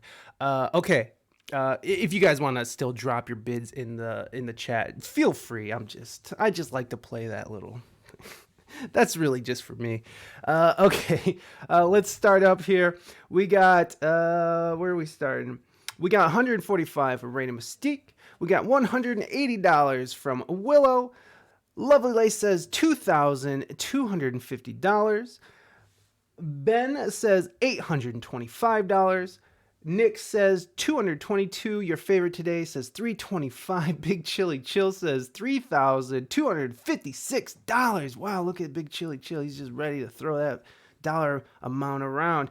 $1,200 for JB. Thank you. Mango says $860. Sonic, no. Let's see. And Mighty says $5,000. Sorry, Julian. It's 5 a.m. We'll watch the VOD, dude. Big Chili Chill. Okay, we got our bets in. Let's get a drum roll. Drum roll, please. Actual retail price on Craigslist I didn't. $800. I think Ben wins. Yeah, Ben.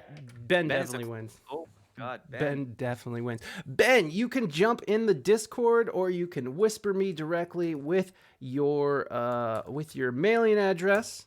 And this is an option for everybody. If you don't care for a patch and you don't want it, that's totally cool. I get it. Not everybody wants children's stuff, but uh, you can gift it to anyone in chat as well, and I'll send it anywhere in the world, so no worries. So you can pick between the We Speak English Good patch, the Mike Berg Pornhub patch, or of course the San Diego Community Hillcrest. There it is.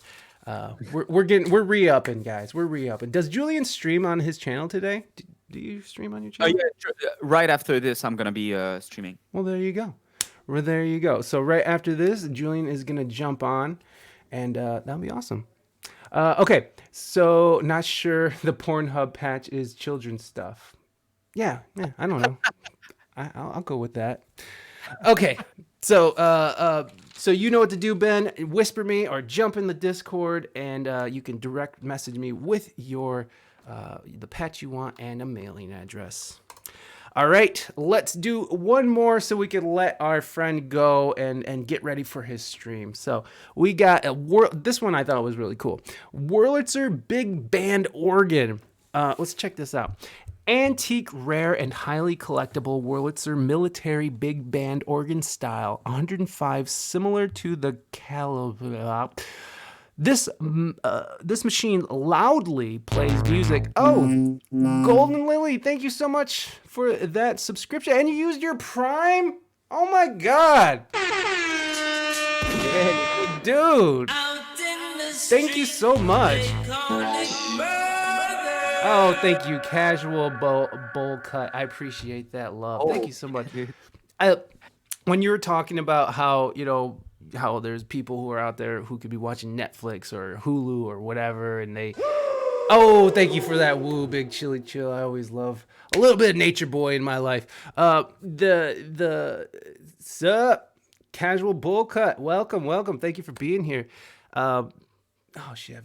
When you were saying that people could do anything and be anywhere, but they're in your chat, I feel the same way. And I also feel like that with when people use their Prime. It's like you have so many streamers out there who are just amazing, and you use your one. You only get one Prime. And so, thank you so much, Golden Lily 22, for using your Prime on me. It means a lot to me. Thank you very much. Okay, let's get into this. Let's get back into this thing. This machine loudly plays music from an old music roll sheet that is installed into the player. Has drums. Oh, thank you for that follow as well. Oh, I love that you subbed before the follow. I like it. I like your style, Golden Lily. I like your style. Where were we? Has drums, xylophone, and other musical instruments inside to make the music a unique and pretty sound. Over 80 years old, made in 1920s or 30s, they don't know. I have 4 extra music rolls with different songs on each roll that is included. Weighs about 225 pounds, over 5 feet tall, tall and 6 feet wide. Again, I don't know if that translates overseas friends, or not even overseas, even our Canadian friends. It's no, like for real. That's the weird part, is that if you ask me how much I weigh, I would tell you in how do you call it? Pounds. Yeah, I would say it in pounds. And if you ask me how tall I am, I would tell you I'm like 5 foot and 9 inches. I don't know how much I'm tall, like in meters or centimeters. But I use that, like meters and centimeters, for everything else, but not for like the height of someone. That's weird, eh? That is weird, eh? That is definitely weird. But, America has... One thing that I've noticed about talking to a lot of people all over the world is America has definitely stuck their dirty boots in everybody's culture somehow, some way. So that's just one of them. There you go, everybody. Something new you learned about Julien. He turned his back on the metric system. Just for very specific things, though. Very specific. All right, let's finish it. So, Julian, how much does this item cost on Craigslist? 2,400. $2,400. There it is, folks. All right, I see you guys are dropping bids, so we'll start the Sonic music, and you guys can finish with your dropping of bids, and you got until the end of the music. Drop those bids, drop those bids, drop those bids, drop those bids, drop those bids, drop those bids, drop, drop, drop, drop, drop, drop, drop, drop, drop, drop, drop. Get your bid in.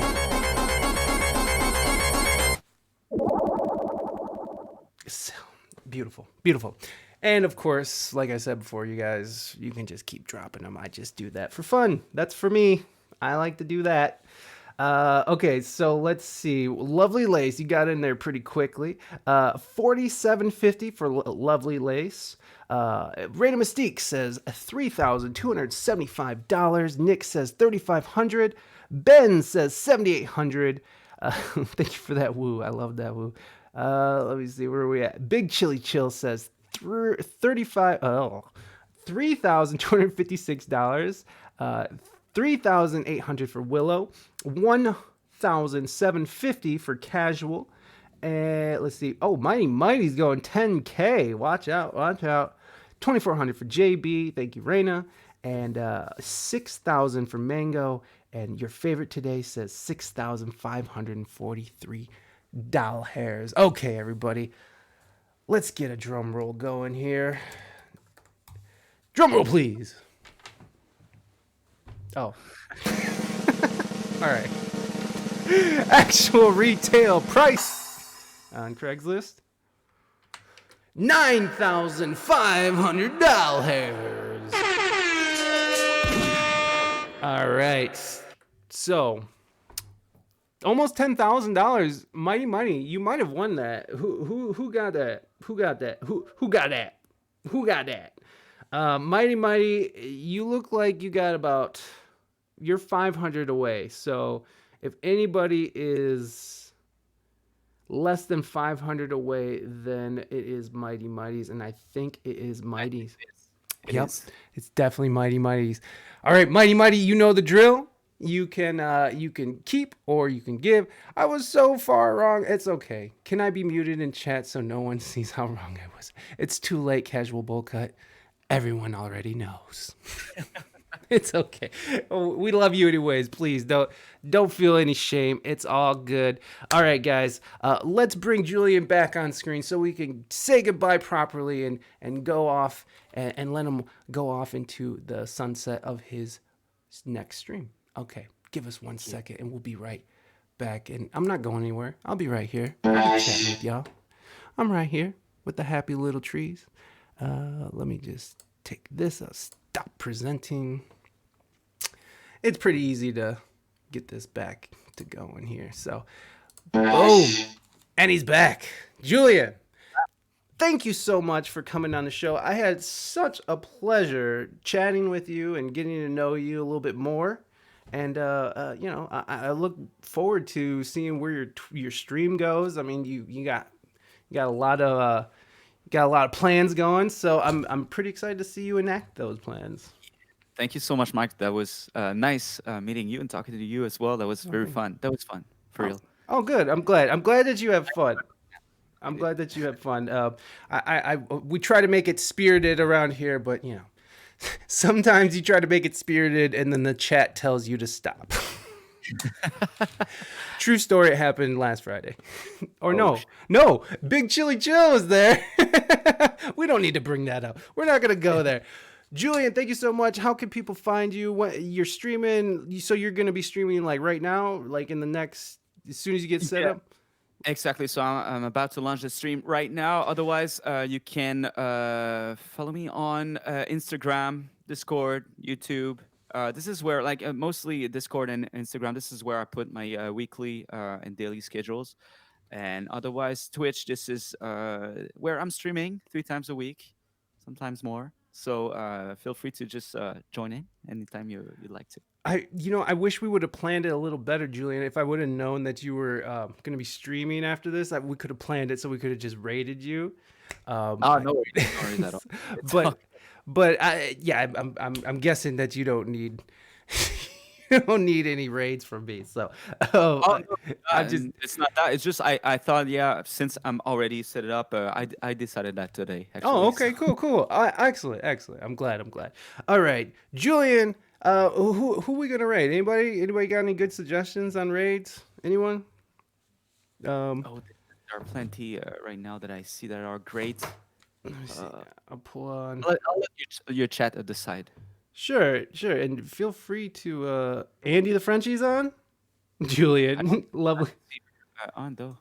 Is she? Oh yeah, she just started. Is she? Oh, she Uh, just started. yep. Like, is she still in the waiting screen? Let me check.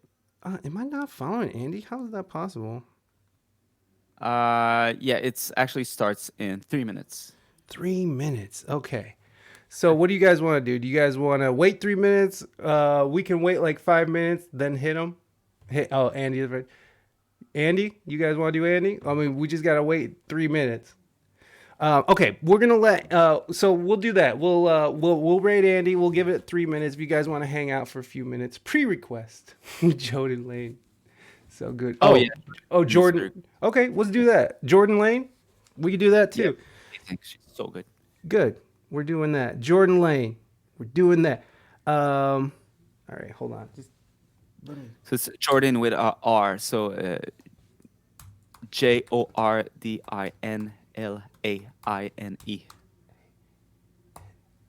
IE. So Yep. JORDINLANIE. LAINE. LAINE. Yep. LAINE. Awesome. Okay. All right, everybody. We are going to go raid Jordan Lane. So please, everybody, go over there, give some love, give some follows. We'll be back Friday with Cliff Stallings music. And Oh then oh, thank you for putting. I forgot to sub stupid slobs. Okay, I'll sub slobs so we could do. Oh, did we? What? I don't know what's going on. Okay, we'll be back Friday, and then we also have Cypher Deluxe. If anybody is interested, please do drop in and bring your freshest bars, bring your song, bring your poem. We're gonna be airing it live directly following the interview with Cliff Stallings this Friday, the 29th. So I will see you guys later. Thank you so much. Mwah. Julian, thank you so much. I will see you guys over at Jordan's stream. Bye-bye. All right. Hey, man, thank you so much again. And so welcome, dude. That was fun. I really dig it. I'm glad, man. I'm really glad that you had a good time. I'm sorry. I'm letting you go right now, man. I know you're trying to start your stream. So, all right, man. Well, thank you so much. The audio version of this will come out in about like a few weeks. So there'll be an audio and YouTube version. And Yeah. so I'll send you the link for that and another flyer for that as well. So be on the lookout for that. And until then, I'll just see you in stream. Yeah, man. All Hey, right. thank you so much for No. reaching me out with that. I really appreciate that. Oh, And dude, the honor was hope mine, you had man. fun as well. Hope you had fun as well. Oh my God, I had so much fun, dude. You can tell when I'm not having fun. I'm just sitting there like, okay. No, I had a lot of fun, man. Thank you so much. You're so welcome, dude. All right. So see you next time. And if you wanna collab on something else eventually, feel free to just write me, and I'll be more than happy to. Oh my God, to thank you so much. That means a lot to me. Thank you very much. cheers. All right, man. All right, I'll prepare my stuff, and see you next time, man. Hell yeah. Peace.